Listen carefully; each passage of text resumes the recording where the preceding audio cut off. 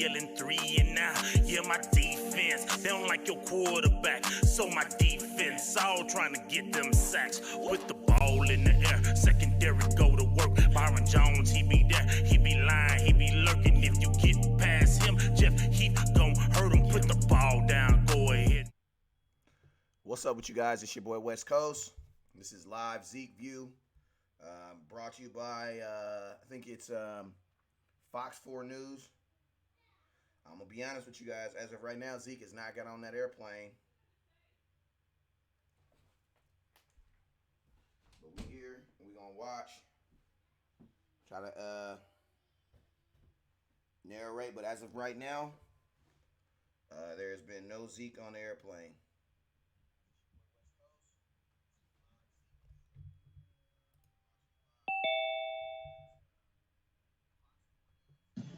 What's up with you, man? What's up, man? Hey, turn your volume down just a little bit.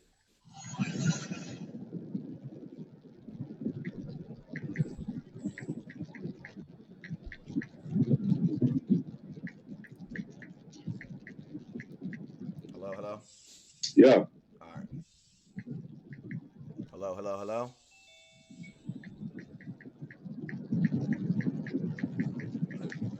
Let's go, bro. Hurry up, man. We live. What you talking about? We live? Yeah, we been live. My fault? Hey, everybody. Yeah, y'all get to see a different. Y'all get to see Pushy Boss Cowboy.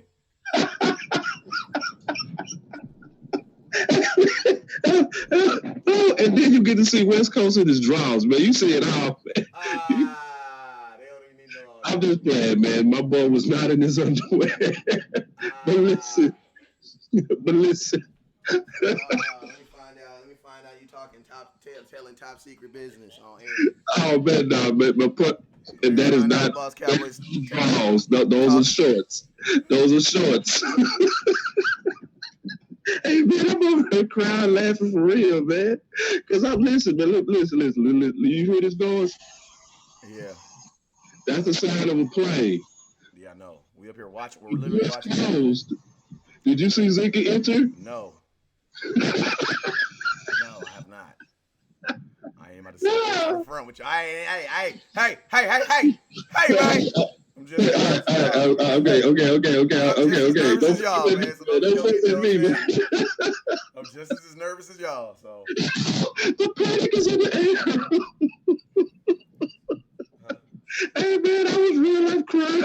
The longer I could, it was.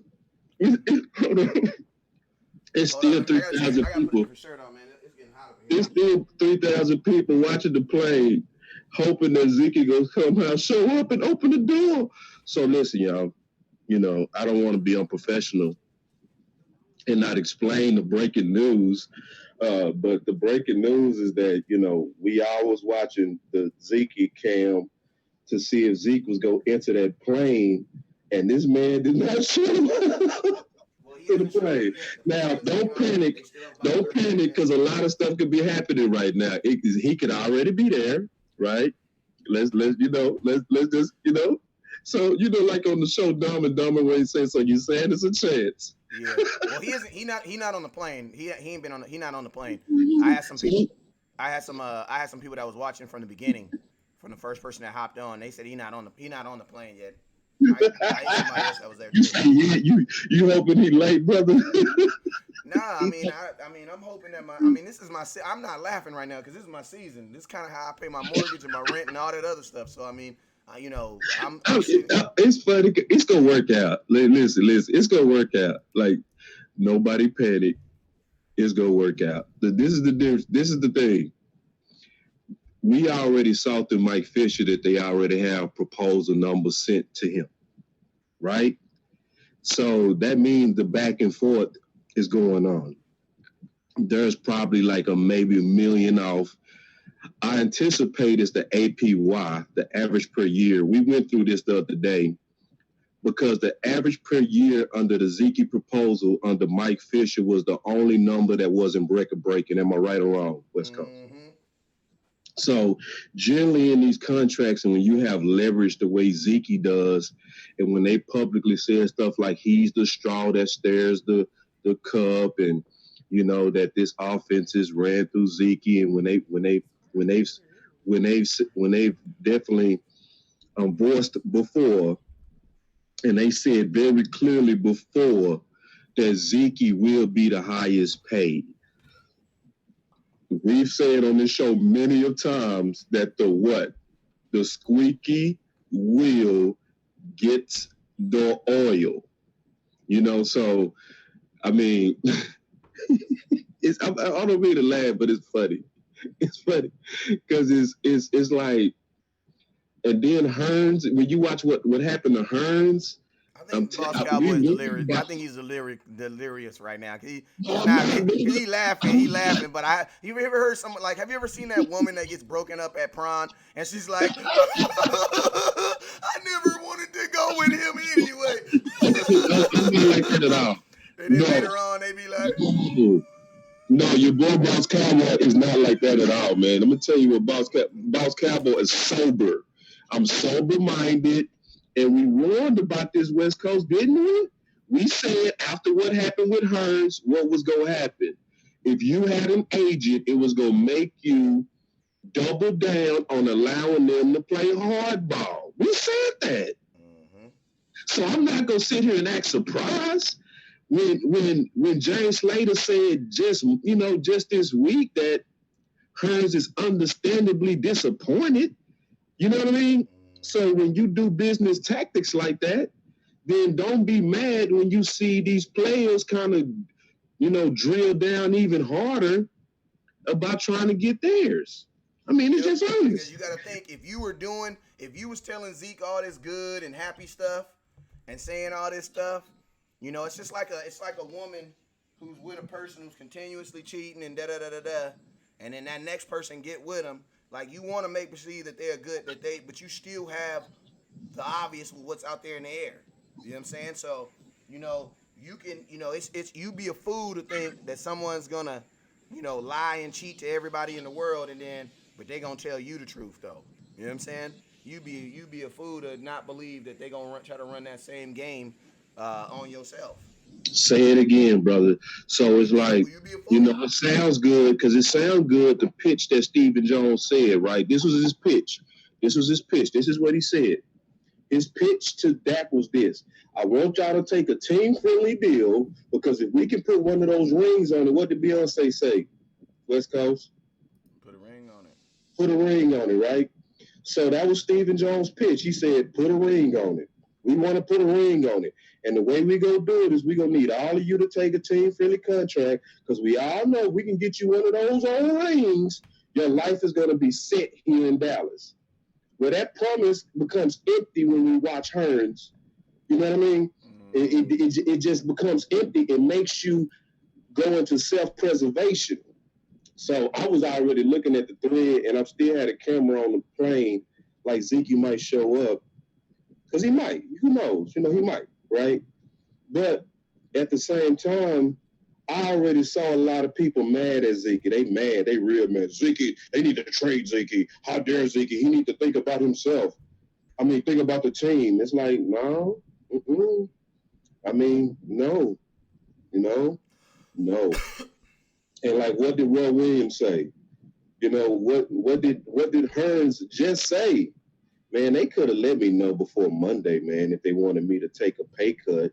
I could have already, been out here trying to seek offers and see if another team is willing to bet on me. But they wait the week of training camp to tell me to come down. And so a lot of people saying, even on Hearns, like, oh, it's just business. It's just business. We all knew he wasn't worth it. Yeah, we all may have suspected that, but it's about what? The timing. So it's not even just about the money. It's about doing it in a way that gives a player that broke a bone for your first down. A true, unselfish player. You can't say Hearns was a diva. Now, you can leak that on Dez and say all of that about Dez, but West Coast, could you say that about Hearns? No. And hey, I want to tell you guys right now, there are some people that are saying that Zeke has been confirmed. Um, but I'm gonna be honest with you guys, the Cowboys are arriving in the fight, and there's been no sighting of Ezekiel Elliott. So, you know what I'm saying? Yeah, and Like he could be I don't like want. I that. know there's some people out there that are who are telling you guys one thing, but I mean, we've been here for. I've actually, me and Boss Cow, we've been watching this about an hour before we actually put this up. You know what I'm Yeah, saying? yeah, I we was was at watching. Walmart, and it's funny because, but we were supposed to do a show at 10 o'clock today, and I purposely left the house. And what did I tell you, Boss Cowboy? I said I'm not doing a show until I found out if he gets on that plane or not, because all I'm gonna have to do is get back on and do a whole nother show. You know what I'm saying? And Exactly what you that's what said. we were waiting for. Like literally, we were waiting. Yeah, Like we've been waiting. That's what we were waiting for. You know what I'm yeah, saying? yeah, yeah. So That's a fact, man. And like I'm reading some of the comments from people still watching the plane. That once somebody said this, I love Ziggy, but you don't do that to your fans, let alone your teammates. You could deal with money situation another day. tell him to slap himself. I'm not. Like man, I'm gonna tell y'all, all y'all folks that be, you should do this for the team. Then somebody said greedy. Yeah, like all them folks can slap themselves because they don't know how business work. You can That's why you go be got to greedy come to at your this show job. because you can hear the truth. You know what I mean? Because it's like this is what we witnessing. It's cowboy worship. Like we worship the cowboy so much that we don't stop and look at it from all points of views. And that's the key. You got to look at the POV from everybody. You got to look at it from Jerry. You got to look at it from Zeke. You got to look at it from the agent. You got to look at it from, the factors that might have even led up to this. And we've been saying this for the longest. You don't do Dez the way like the way that they did Dez, and you don't do Hearns that way in the public. But then you have contracts coming up and think that these guys go play nice. They're not fools. Just think about it. They're not fools. They're not going to sit here and watch a good guy get the clock run out on them. They're not going to watch you leak out that one guy was a cancer while James Slater was saying it was zero infighting, and then think these guys going to be like, hey, but I'm team. I'm going to go out there and break bones and wait on my contract and have faith in them. No, they showing you not to have faith in them. Yeah, man, and I think also some folks aren't there. I'm not about to spend my whole life trying to if you weren't raised like that to like really care about other folks and what they're going through in their life, then it's not gonna start here with your football team. Like True. yeah, it's just what it is. Like some folks just aren't gonna understand it. You know what I'm saying? So like I'm not about to continue to beat my head over the back. You got people, they should do this for the team. Okay, well next time your job tell you to take a pay cut, you make sure you do the same. You know what I'm saying? Check this one out. I'm gonna Now read check this. another one. I'm not gonna name a name, but somebody said this. I was a Zeke fan when he played for the Ohio State Buckeyes. He had a killer season his first year. Okay. Last year, if he wants to leave, so be it. Let him go and be someone else's problem. That's a You're dumb fan. played. That's a dumb fan. I hope they're not on my page. If you're on my page, you're probably about to unsubscribe me because you're a dumb fan. I'm sorry. No, that's not Anybody on who, this page. yeah, I I'm mean, looking at anybody the who thinks views of like the that is a people dumb that's fan. Anybody who thinks like that is a dumb fan. all And of to be those honest people with need you, to be on this show, man, and to because be this honest with show, you, like anybody who thinks like that is not even a fan. Like they're not even a fan. Like if you're a fan, that means you should care about your fandom. You should care about the players on the actual team, right? That's what I would think. If you're a fan of something, you should care about that team. So you don't care about when the players of that team are getting taken advantage of. That you're not a fan, bro. There's just you have people who watch football in September, from September to December. Then you have people that watch football from July to January, Super Bowl basically. Then you have people that just always watch. Like we're never stopping. That's where I am. Those type of people, I ain't even reading their comments anymore. You know what now I'm saying? check this out, West Coast. I want to kind of give a little bit of hope because we also got to realize we're dealing with a master of marketing, right? No, Zeke. As of right now, Ezekiel Elliott did not show. Something is wrong with Facebook because it's not even showing me how many people's in this anymore. Like it's not even showing me how many people's on the show anymore. It's weird. But we dealing with a master of marketing, right? So it is not. Don't be surprised if they already pretty much got a deal and done. But Jerry is going to milk this. Thank you, Josh. Josh said no. We are talking about dumb fans. Thank you, Josh. Thank you, Josh. Because I know sometimes I say stuff that come out my mouth, and later on I'll be like, "Dang, West Coast, you should have said Yeah, that." West Coast. Yeah, why you saying it? Yeah, I should, because it usually be Boss Cowboy the one that's usually saying that. Because I've been on air. I've been on the air a little bit longer than him, so I know the etiquettes. I know the etiquettes. You know what I'm saying? It usually Boss Cowboy be the one I be like, bro, you can't say that on air. But yeah, man. Hey, I apologize. I didn't mean to say that on air, but it is. But hey, since my boy Josh said it, it's cool. I'm good. I ain't tripping. My boy Josh, he seconded. So thank you, Josh. It's just some dumb fans, bro. Like they don't want to take the time to understand how a salary cap works out, but then they want to speak on salary on someone's pay. Tell me how much the salary cap is right now. Tell me, give me the definition of an unrestricted free agent. Give me the definition of a restricted free agent. You don't know none of that, but then you want to tell me that somebody should, they should put that off to another day. I had someone argue me down, try to tell me, the Cowboys should just wait till Dak next year. Let's see how he does this year. I'm like, bruh, there is no next year. He's only on a 1-year deal. There is no next year.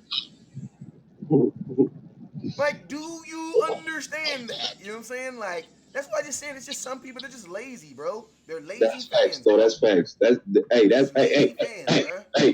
a fact. Hey, they're not fans. Hey, they're not fans like my boy Tony P. They're not fans like my boy Jaquez. They damn sure ain't no fans like no Marcy, Edward, Carey. Oh, hold up. I ain't gonna disrespect Carey. Hold up. Yeah, I'll put the hat on for Carey. You know what I'm saying? They damn sure ain't no fans like Carey. You know what I'm saying? Like Tony P, Keith. Folks that's up here getting this knowledge and understanding what the hell is going on. Like, some of these folks are not qualified, bruh. Hey, and shout out to Marcy, because see, it's the serious Cowboy fans out to uncover truth like Marcy. Marcy tagged me. She said, Marcus, the Ziki watch is on. She sent me the camera, and so I said, thank you, Marcy. I appreciate it. Like, shout out to you, Marcy. Like, damn good scout. I love our scouts because we're a team. Like right now, me and you the ones mainly on camera, I would say, but we surely a team. Like this, the information that we put out there does not happen without all of us. Carey said he's about to change his profile picture back. I'm talking about from the side. Hey, from Carey. Yeah, you mean?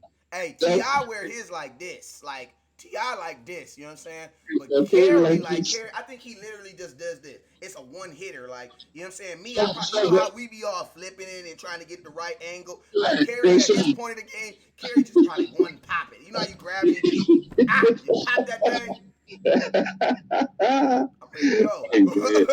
Hey, but West Coast, let's show you that we all family too, man. Like, it's not that many people that just know even how the people that watch their show, we know our family, like even down to how they wear their hats. Yeah. You know what I mean?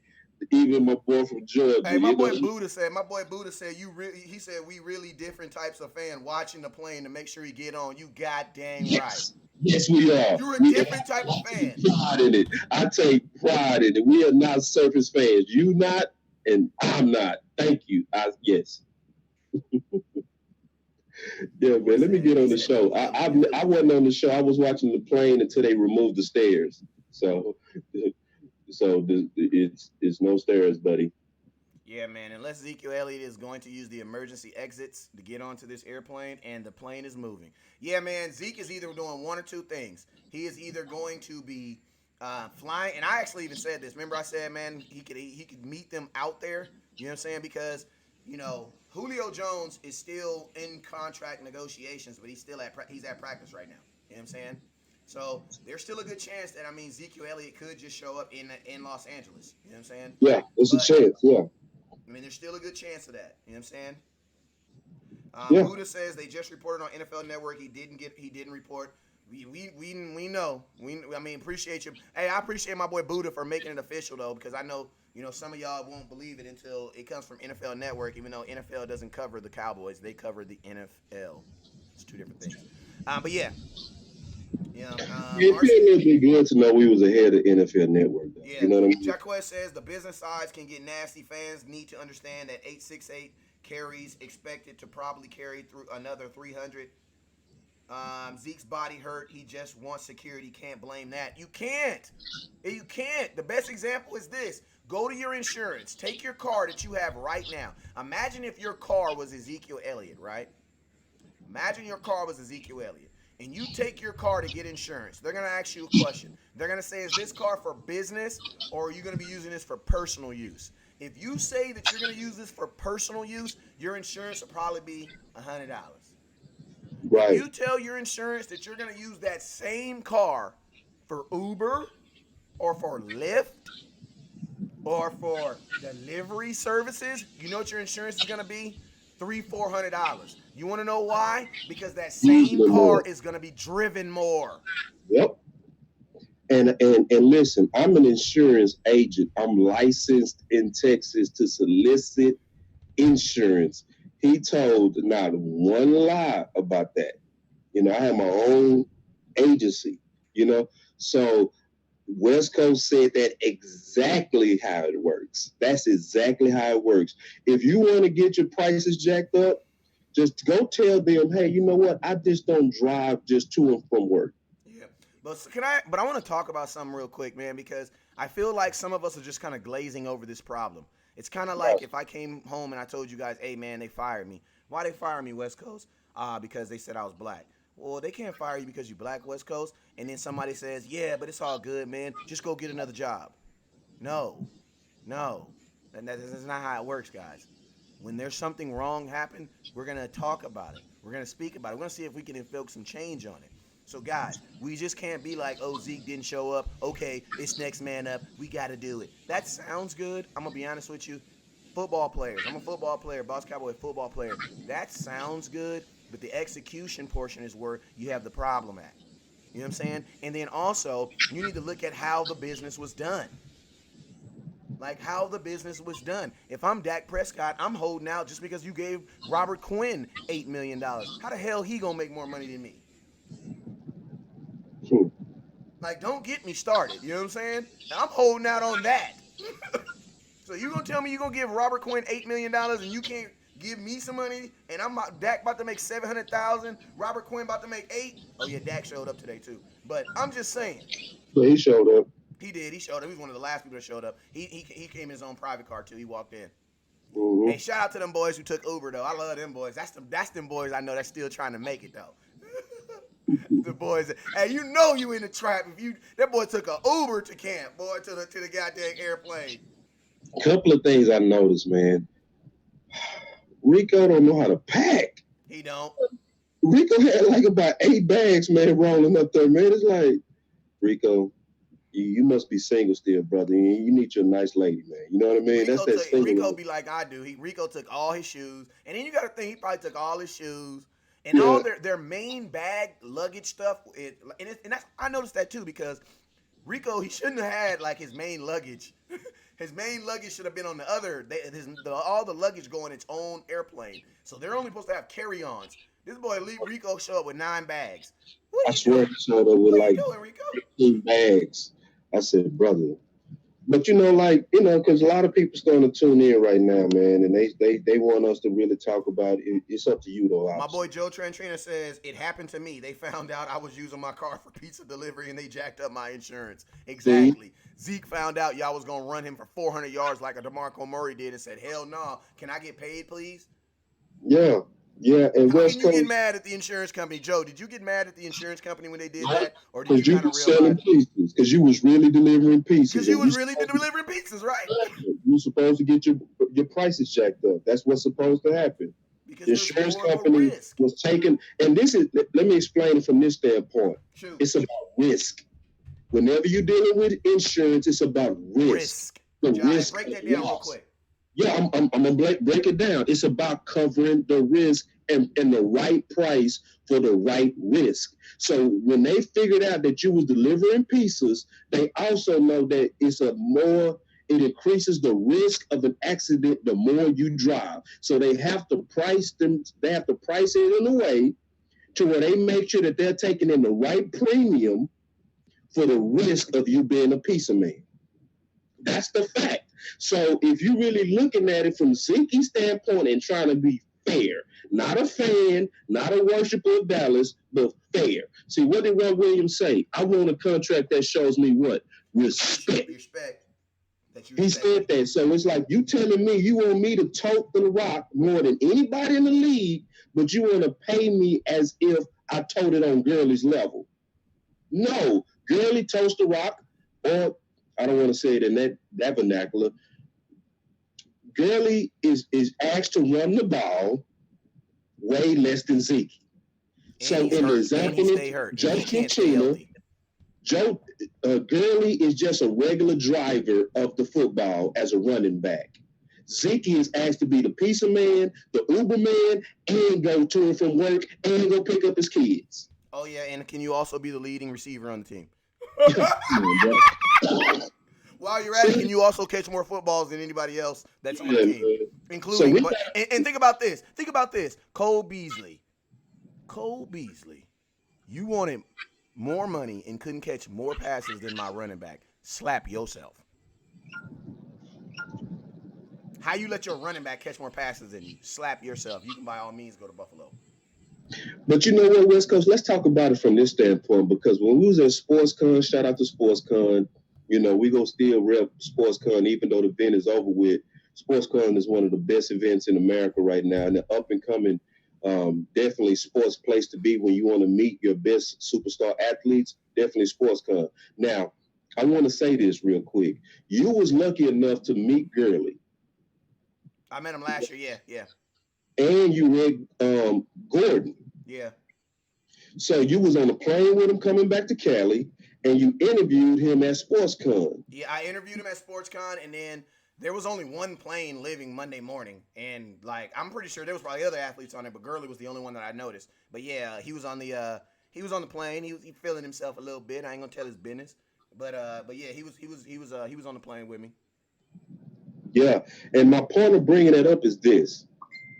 It's something bigger going on that I actually really appreciate the running backs on. There's an over-devaluing of the running back position, and they're starting to fight back against it. Yeah. Hey, remember that's what Melvin Gordon said? But that's what Gordon said in his interview. Right. That's what I'm saying. It's a bigger thing going on. I think there's a collusion between those guys. You know what I mean? I think they got on the phone and said, hey, man, we can't keep letting these guys like Mel Kiper run our price down. Because Mel Kiper is the one who started that rumor that you can get a running back from anywhere. You can go find Zeke in the third round. You can go get your Zeke in the fifth round. Look, just because you get you a couple of anomalies don't make it normal. Let's just be honest. If that's the case, everybody would win the lottery.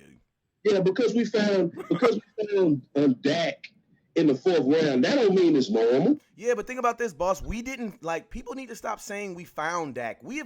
Found Dak. We never found Zeke. We paid for Zeke. We didn't. Right. We paid for Zeke. We have found. I'm gonna be honest with you. I have more faith that we can find a quarterback because we've done it before. We found Tony Romo. We found Dak Prescott. All them dudes ended up being pretty good. We've never found a running back. Never. Right. We didn't find Emmitt Smith. We didn't find DeMarco Murray. We drafted DeMarco Murray. We drafted Emmitt Smith. We didn't find Joseph Randle. We didn't even find freaking Darren McFadden. We didn't find Alfred Morris. We went into the free agency and got those dudes. Alfred Morris was a guy we knew because we played against him in our division. So that's what I'm saying. Like if you were saying, oh, we can find another quarterback, I would be like, yeah, that's Christian Covenant. I see you, man. I'd be like, yeah, I mean, it'd probably be hard, but I would have more faith in us doing that than playing a running back. So we ain't found no running back. If that's the case, Boss Cowboy, why we just didn't find any running back in 2015? I mean, you raising a hell of a why when it all went to hell, in 2016, we drafted a running back. Because we're a running team. Yeah. It's just a major devaluing of the running back position. And at some point, like a union, you have to push back against the power, because some positions are just being devalued. Another position that's starting to low-key a little bit try to be devalued is the receiver position when they're drafted. Not when they actually accomplish on the field, but when they're drafted. And at some point, when you know you're the top tier of that market, you have to push back. It's just what it is. I mean, so it's when you come to this show The whole point is for us to think soberly about this.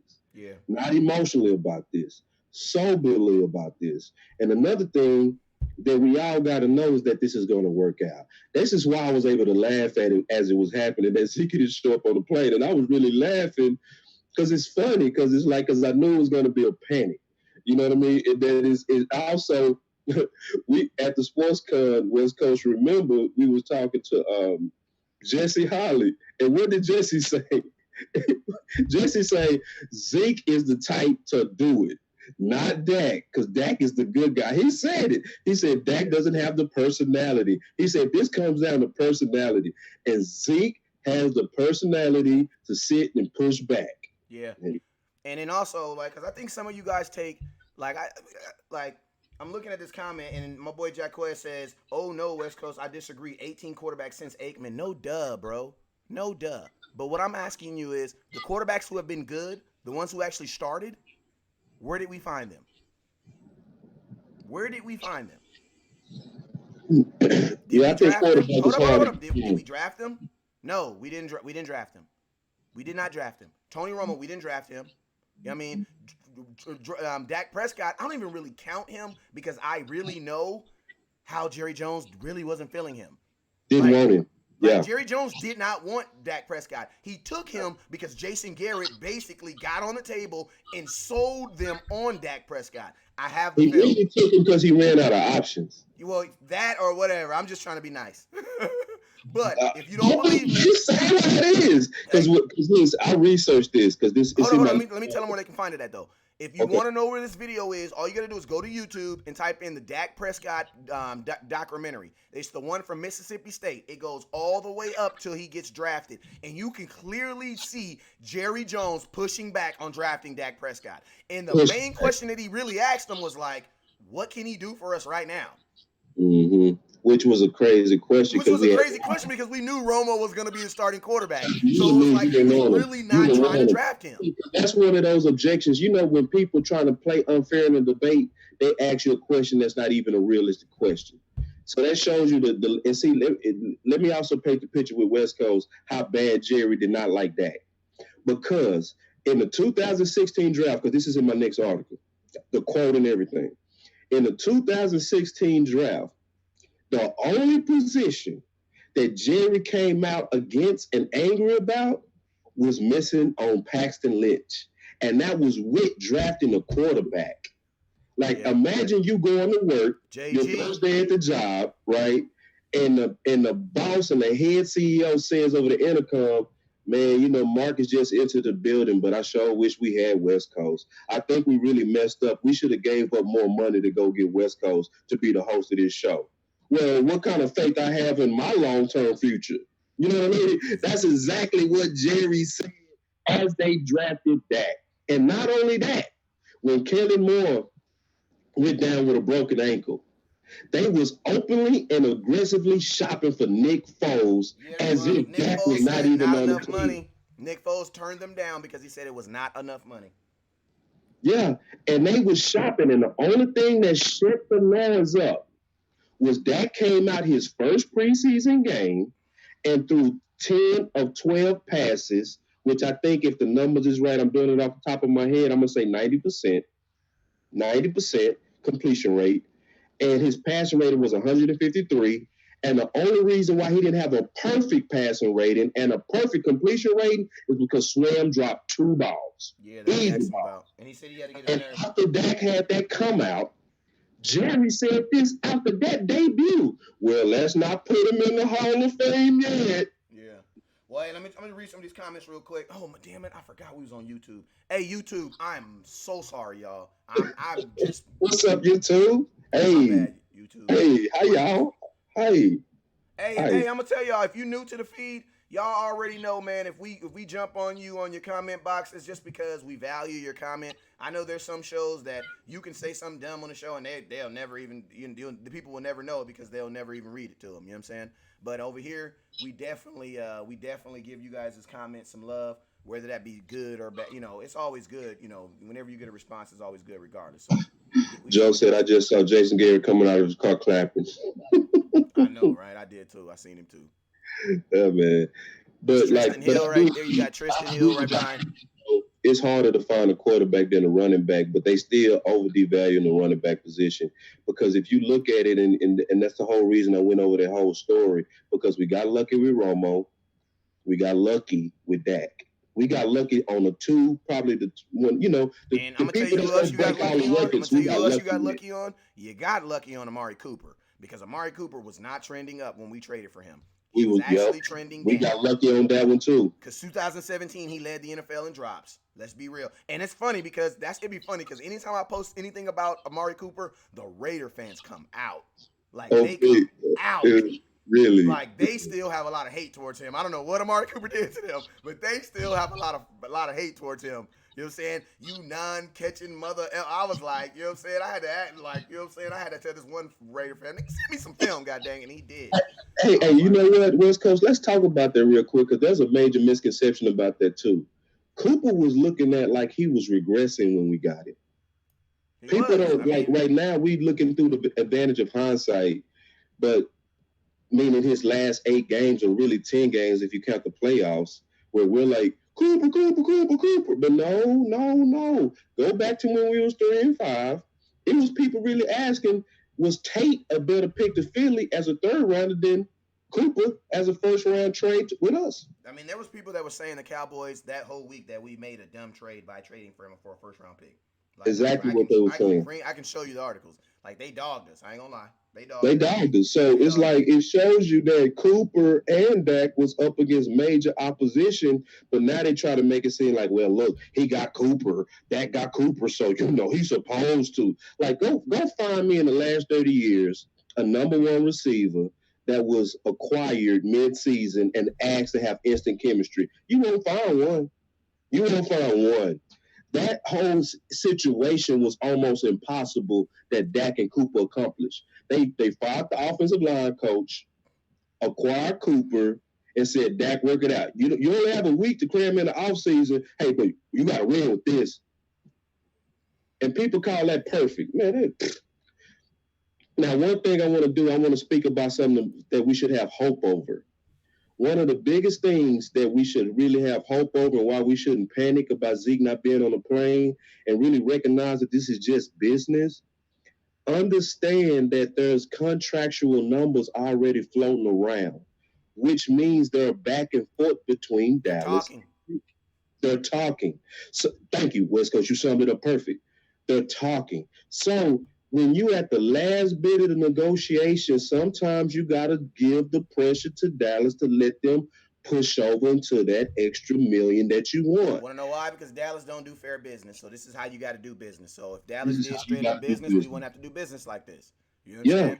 Yeah, my kids did everything I asked them when I asked them. When I went in their room, I wouldn't have to have my shoe in my hand. But since they don't do it when I ask them, and I don't want to have to go all the way back upstairs to get a shoe, I just take a shoe with me. But that's not because of me. That's not me. That's not my fault. It's them. That's them. Like, I do what they ask. I do what my kids ask me to do.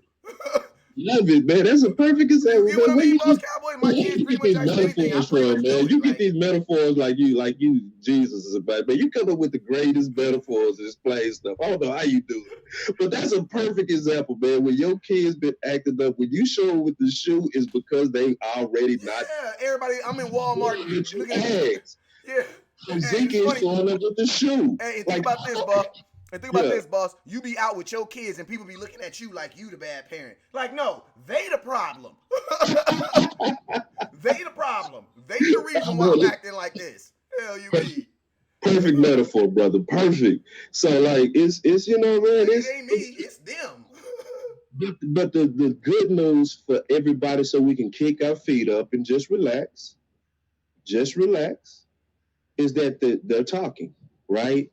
And this is probably the biggest thing that's probably holding it out from closing, the APY, the average per year. West Coast and I yesterday went over the contract and showed how the guarantee was graded in Gurley. We showed how the total contract size was graded in Gurley. The only number that we scratched our head at a little bit was that the average per year was less than Gurley. And that's still Stephen Jones still trying to push his core players to be team friendly. He's trying to do something that does not happen.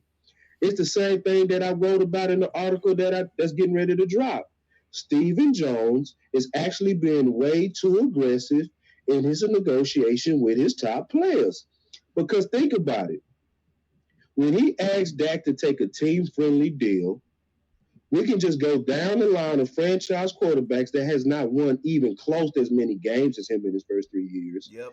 And he's better than that. Like, so we can just go down the list. Andrew Luck, you can argue that that Andrew Luck is better than him, but you're not gonna argue about Derek Carr. You're not gonna do that. No, you're not gonna do that. You can't argue about Matthew Stafford. No, you're not gonna do that. Jimmy Garoppolo. No, you're not gonna do that. You're not going to do that with Kirk Cousins. No, you're not going to do that. Now, the rest of them we might argue about. We can argue about, is he better than Aaron Rodgers? Obviously, we go get an edge to Aaron. You can argue about Russell Wilson. Obviously, a lot of us can get an edge to Russell Wilson. Do not go argue about Carson Wentz. No, you're not going to do that because we're looking at performance. Yeah, versus, and I'm gonna tell you, you have people in the national media who are now have the balls now to say that they would take Dak over Wentz. At first, you didn't have people doing that, but now you have people that are actually saying, like my boy Booger McFarland said, and we know he's better than Carson Wentz. Like he said it, like this was a conversation that we had already had, and everybody should already know this. Hey, I want to give a shout out real quick to my boy Cooper. I want to give a shout out real quick to my scout Cooper Face King. Hey, bro, you're coming with that fire on YouTube. My boy says running backs we draft. Hey, listen. My boy Cooper Face King. He says Copper Face King. My bad. He says we have a better track record drafting running backs than quarterbacks, in my opinion. Good. That's a good thought. Then he lists them. He says running backs we drafted. DeMarco Murray. He was okay. He was cool. He was good. All right. Julius Jones, Felix Jones. They was both okay. Mm-hmm. He forgot Marion Barber, but I ain't tripping. Joseph Randall, Tony Pollard, and Mike Weber. Those are new guys. Listen to these quarterbacks. McGee, Dak Prescott, love him. Cooper Rush, Mike White. Cooper Rush didn't get drafted. Mike White, and don't forget Quincy Carter. If you ask me, the Cowboys don't believe that they can find a running back anywhere because historically they've always went and drafted a good running back. You want to know why though? It's because we're a running team. It's like if you were a race car driver, you are gonna have to use different tires than me. Like you're gonna have to use different tires than Boss. Why? Because you use your car differently. You know what I'm saying? We are a running team. We're not a passing team. You know what I'm saying? That's why when people be saying, "Oh, Dak needs to throw," he don't even throw for 5,000 yards. Well, tell me a team that has a quarterback that's doing 1,500 yards and a quarterback that's throwing for 5,000 yards. I think it's only happened twice. Once with the Dallas Cowboys. It happened with the Pittsburgh Steelers 2 years ago. They didn't even go deep in the playoffs. But you don't really see that. No. Like 5,000 yards from a quarterback, 1,500 from. If you got 5,000 yards from your quarterback, you don't need a 1,500 rushing back. True. You don't need it. No. And if you can run for 1,500 yards, why are you throwing that much? You're already controlling the clock. Facts. Just think about this. Look at when. I mean, my boy, and this is something that I looked at too. Did you guys know that Mahomes' touchdowns, he actually scored more touchdowns when Hunt got suspended? He threw more touchdowns. You wanna know why though? Same thing happened with Romo. Hey, but boss, can you explain to them why Patrick Mahomes would actually throw more touchdowns with Kareem Hunt off the team than he would with him on the team? Why is because you have an offensive coordinator that's able to change the strength of how you attack. And you have to depend on the throwing to actually get the touchdowns over running because you lost a key weapon. Yep. Same thing happened with Romo, which is a beautiful point that you're bringing up because a lot of us kind of under the illusion that you need to have a quarterback throw 300 yards a game to be successful, and that's just not true. Like Romo's best statistical year or one of his best years was obviously 2009 and 14. 2007 and 2014. But if you look at his 2014 numbers in yardage, it was way under his usual, but we was way better because we were more balanced and we leaned on the run and we didn't put as much pressure on Romo to have to throw us out of games. And think about this, boss. Hands down, Romo's best year as a career, as a pro, period, 2014. Guess what? No, that was also a year where he threw the ball less. Yep. So, I mean, is that a coincidence? No, and that's why we have to really kind of slow down and really kind of learn to have realistic expectations. Like PFF said, Dak is average because of yardage, not yardage. Like to say he's average because of where he's ranked in yardage as points is just not a fair way to go about grading a quarterback. When you're in a running team, a heavy running team, do not expect a bunch of throwing yards. Just like we did. Because you're controlling the ball. You got to think like this. If you're running the team, if you're running the ball, like let's just like I hate to. My pastor always says I don't want to get all like educational on y'all. You know what I'm saying? Because I might lose some of y'all.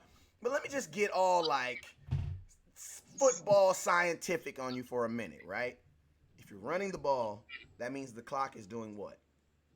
Oh yeah, it's going out. Okay, it's going out. If you're passing the ball, that means the clock is doing what? Stopping. When you control the clock, you control the clock with running the ball. You know what I'm saying? So it even makes sense. And we're going to talk about this point a little bit more right after this commercial break. The 2019 Dallas Cowboy season is only a few months from kicking off. But this year, let's do things a little different. Instead of just watching games at home or just going to a game, let's actually experience our Dallas Cowboys, just like West Coast does. Cowboys Experience is my one-stop shop for all my Cowboys game day weekends. Their packages are all inclusive, including 2 nights hotel accommodation. We'll pick you up and drop you off at the airport and game. Want to hang out and get autographs from current and former Cowboy greats like Drew Pearson? If you're ready to experience the Dallas Cowboys like no other, make sure you inbox West Coast or go to cowboysexperience.com today. The 2019 Dallas Cowboy season is this year. All right, hey, my boy BJ Nix had a great point in the comment box. I just came back from shout out to the Cowboys Experience for that great commercial. My boy BJ had a great comment. He says just pulled up Aikman's numbers. Running team hinders passing yards. It does, because if you're running the ball and you're consistently running the ball, you know what that also means? That probably means you're winning. You know what I'm saying? So if you're winning, why do you want the clock to stop? It's the last thing I want to do if the clock is stopped. I want to run the ball. You know what I'm saying? I want to run the ball. Shout out to my boy Antoine Woods. Hey man, I saw you. I know you had something that that you saw that was very interesting. Go ahead and illuminate that point that you saw. Yeah, well, one of the good things is when you saw Chris Westry step off the bus, one of the things he stepped off with Chris Richard, and that's a good sign when you see kind of like your coach, riding with you on the bus, getting off with you on the bus, getting on the plane with you. That's a real good sign, if you are that player. And for those of us that's hoping that Chris Richard can continue his magic with these new guys like Michael Jackson and Chris Westry, it's looking like that's more than likely going to be the case. Because we're looking at just simple indicators. Because sometimes you want to look at indicators in terms of chemistry. I like with your big, tall, freakish corner. Because that's the same thing with Sherman. Like Sherman was a fifth rounder, right? That his combine was like, you yawn at it. You just yawning at it. But when he worked with Chris Richard, everybody know what happened after the mix of the Sherman measurables and his intelligence, mixing that with Chris Richard. We know he became one of the best corners in the NFL. So, I know a lot of us was big on the Zeke sighting, but it still was a lot of good players getting on that prime. You get proud of the lack of Zeke. or we can even start kind of shifting our attention to the greatness that we saw getting on that plane that was excited to see. So Hey, it's there goes and Amari it was a Cooper. lot of your mic is out. Yeah, so Cooper was out, and when Cooper came out, he came out. When Cooper came out, he also came out with Weber, and he came out with Pollard. So you see, I like to see that too. When you see those guys coming off together, and you see a mix of offense and defense, that's a good sign because that's a team. You don't see the offense just clicking with the defense clicking with offense. You see defensive backs with receivers getting off together. That's a chemistry. Yeah, and also think about this. That's him standing in front of. That's the young. I forget his name. I gotta look at his thing. I apologize. I'm better with numbers than I am with names, but he hopped off there with. There go Tony P right behind him. Yep, and Weber. And Weber right behind him. Yep, and then that was Lewis. So you're seeing a mix of defense as well as offense blended together. That says brotherhood to me. That don't say cliquish. That says even though we compete, at the end of the day, we still are friends off the field. Yep. Especially when you see a constant mix of receivers, DBs, running backs, all of them coming off together. Because generally you kind of sit with people that you kind of relate with. So you can see Cooper, Weber, all of those guys together. It was good signs when you just watching the little things of people that's getting off the plane. I mean, getting off the bus to get on the plane. Another thing that I would say was good to see. It was good to see Jason Witten. Good to see Jason Witten, because a lot of people start saying instantly when they saw Jason Witten, and I think it's the same energy that I would imagine that's in the locker room. It's a lot of people that's probably thinking to themselves, let's win this for the old man. You know what I mean? And sometimes you get that guy in the locker room that you kind of want to win it for. Same thing was for that most of the Pittsburgh Steelers was saying for the bus when he was at Pittsburgh. It's like you're not who you were. You're not as strong as you were.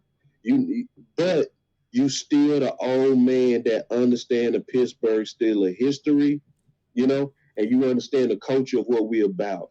And so it's almost like we have, like while we focusing on Zeke not being there, let's focus on what was there. And what was there was a lot of good chemistry and a lot of good talent. Like, you saw Fredericks getting on. That was a good sign. I love to see him, obviously. And I was just thinking that. Jamil Showers, girl. Hey, I'm just being funny, but hey, you saw as soon as this girl saw that camera, was like, oh, yeah, I got to back up.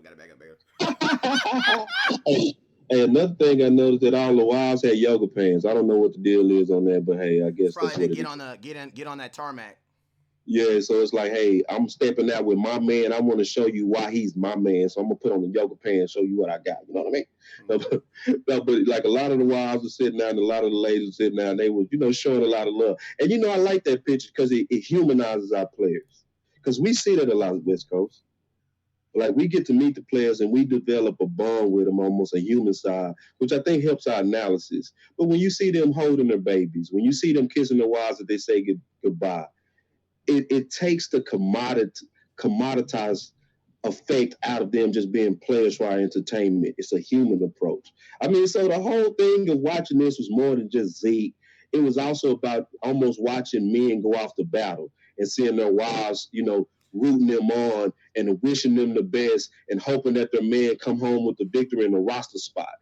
So it's bigger. Hey, that's actually, to be honest with you, bro, like that's actually the example that I was thinking of too. Like, what's up? You got my boy Ross coming out the right there. And I ain't gonna lie, like this 100% felt like 2000, what was it? 2008. Summer of 2008. No, I deployed in 2008. And literally getting on that tarmac and knowing that I'm about to go to some third world country. Like this, I ain't even gonna lie. Like that's like the only difference is you sitting on your helmet when you go out there when you're in the military. You know what I'm saying? But yeah, man. Like that's when I'm like watching real quick. Yeah, quick. This worked it too. I'm sorry. I wouldn't do you like that. Go ahead. Really good. I just want to comment on something my boy Kerry said. Kerry said Zeke Daddy was in the comments on JoJo Replay. And he said Zeke helps the defense. JoJo said, I don't know how he helps the defense. And he said by controlling the clock, keeping them off the field. She didn't know who she was talking to, probably. Yeah, I'm not going to read the rest. But, it's just, it was going back to your point of clock control. So I didn't mean to interrupt you, but when you hear certain things about Zeke, especially Zeke's dad, and the knowledge in which he has of the game, I didn't mean to cut you off though, man. But go ahead. I'm sorry. No, you good. I forget what I was saying. I was just saying, this looking at that, like this really feels like, the two times that I deployed, 2002 and 2008. 2001 was more serious than 2008, but it definitely feels like that, getting on that C-130 and going out there, not knowing where the hell you going, not knowing when you coming back, not knowing if you just, you know what I'm saying, just all types of stuff. You know what I'm saying? The military, they make you sign that document before you get on the plane, saying if you die, all your stuff gonna go to this person. It's just a crazy situation. But I could feel that I could fence that too, because some of these guys are thinking like, yo, when I come back, I'm either gonna be a Dallas Cowboy or I'm not. You know what I'm saying? Because you're either gonna come back with the team or you're gonna come back by yourself. If you come back by yourself, you're not on the team. You know what I'm saying? Yeah. Very good analogy. If your And lady's also picking you up from the airport by yourself, you didn't make the team. So it's you didn't like, then you have to still look at that. You know what I'm saying? This sense of these guys are going to war. Yeah, bro. Like these dudes are really going to war, man. They're going to war, and they trying to bring the bag home to the people they love. And also shout out to you. Thank you, West Coast, for serving. We always want to say that when we can.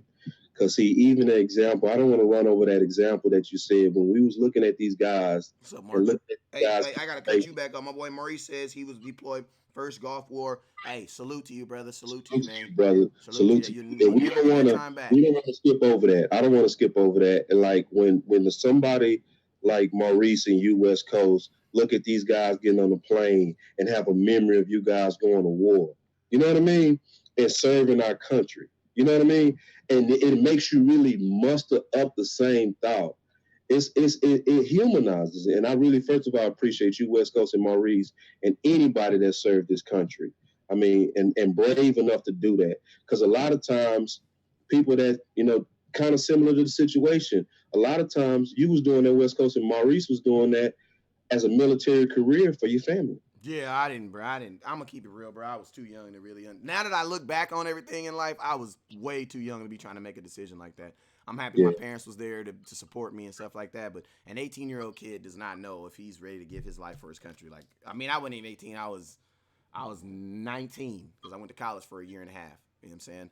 But yeah, man, people be, that's why I ain't gonna lie. Like, I like it when people say thank you for your service, but at the same time, I be feeling weird, man, because I be like, when I was going to the military, it really didn't dawn on me how serious it was until we got there. You know what I'm saying?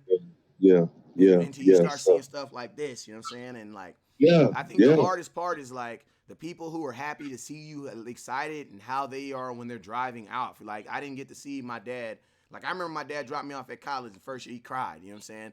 And I remember, when going to that MEP station, like I wasn't in the car when they was driving back home, you know what I'm saying? So I can only imagine them having that feeling of uncertainty too, and having to be strong, you know what I'm saying? That's why, like, when I was talking to, I don't like revealing a lot of this stuff, but I was talking to a player's mom the other day, and she was just I was just asking her, like, hey, are you coming out to camp? And she was asking me some stuff, actually. And I just asked her, and I never do this, but I asked her anyway. I just said, how is your son doing? And exactly what she said is, honestly, he won't talk to me about stuff like that. I get more information about that from you. Exactly what his mama told me. Like, he won't talk to me about stuff like that.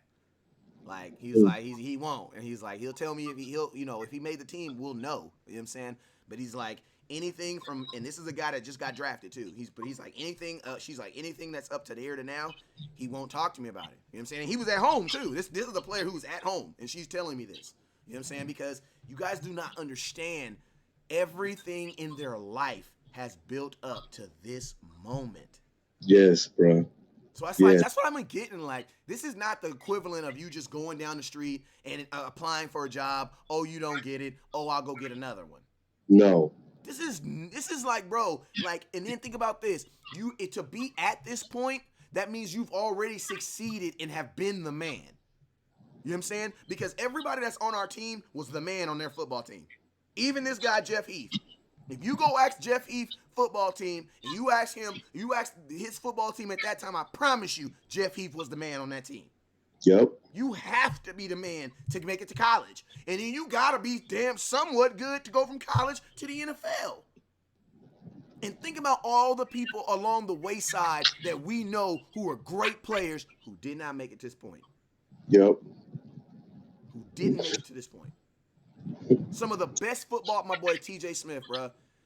There's two people in my life that you always hear me talking about best football players I ever seen play in my life. My boy TJ Smith, and I'm about skill players. My little brother's offensive lineman, nasty, but I'm talking about skill players. My boy TJ Smith, he's still playing semi-pro right now, and my boy Dante Jackson, the one who cut my hair. You cut my hair and my son hair. Hands down, most skilled players I've ever seen in my life. I saw my boy Dante Jackson, quarterback overthrew him. The ball hit him on the back of his head. This dude caught the ball on the back of his shoulder pad, on the back of his thing, and kept the ball right there and ran 14 yards. He just held the ball on the back of his back and just ran it. You know what I'm saying? Just ridiculous stuff. And guess what? They ain't made it to this point. There go Dak. Shout out to my boy Dak. Yeah, man. There go Dak now. Can I ask you a question? Why in the hell is Dak showing up to practice, bro? I need to know. I don't know. He needs to. I mean, listen, Dak needs to become the bad guy because maybe not, because James Slater said that there's a contract waiting for him in training camp. I think there's already a contract. I think Dak already know, bruh. Dak's supposed to get off the plane and sign. If he don't get off the plane and sign, and it's not announced by tomorrow, he don't need to practice Saturday. That'd be a bad. If they try to go to him and say, "Let's see you first on Saturday," be like, "You won't see me Saturday." And think about this, boss. Julio Jones be like, "Okay, I'll do the 7-on-7. I'll do the 1-on-1 drill, but I'm not doing 11-on-11. 11-on-11, bro. He's a quarterback. He don't got to do 11-on-11s. If he Dak, you can't throw. I'm not throwing. I'm not throwing.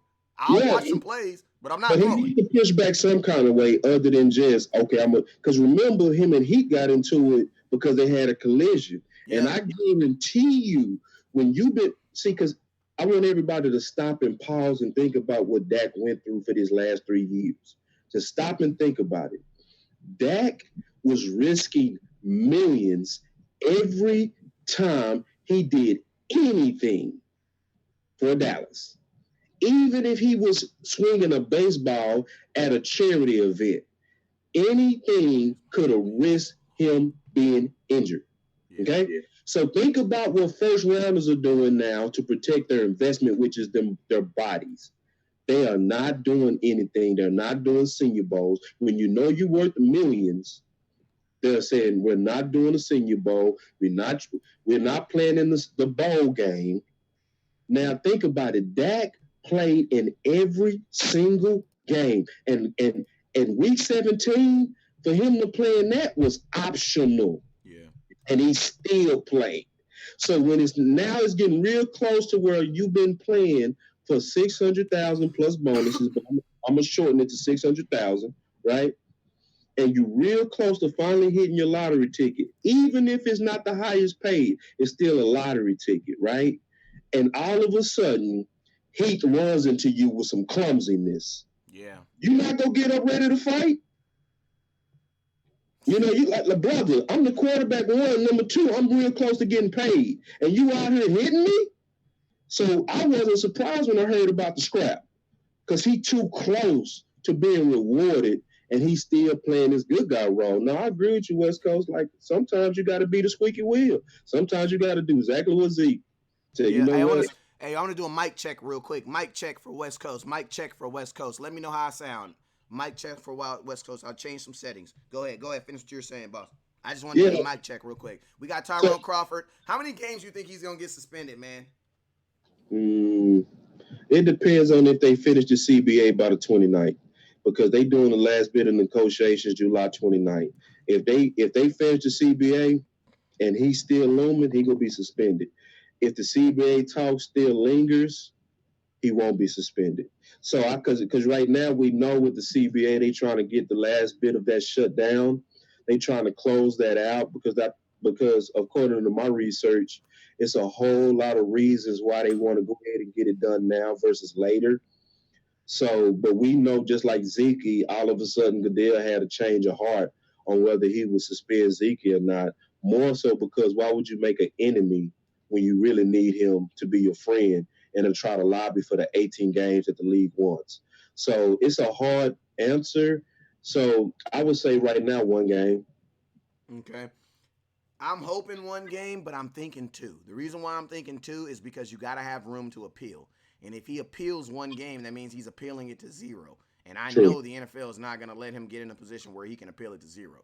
Good logic. I can't fight that. That's a good one. So I think it's going to be 2-1. Exactly. Yeah, 2-1. You got to give him room to appeal it. You know what I'm saying? Yeah, that's very good logic. I can't fight that one, brother. So there you go, yeah. Anthony Brown with the new braids. I see it. I see you. Hey, them braids gonna help him cover better. Every corner who got long hair can cover. Just like they say black men don't cheat, I'm gonna tell you guys something else that's true. Cornerbacks with long hair can cover. That's why he got it. Yeah, it's like a Samson effect. Every time you grow your hair, it's like you become an animal.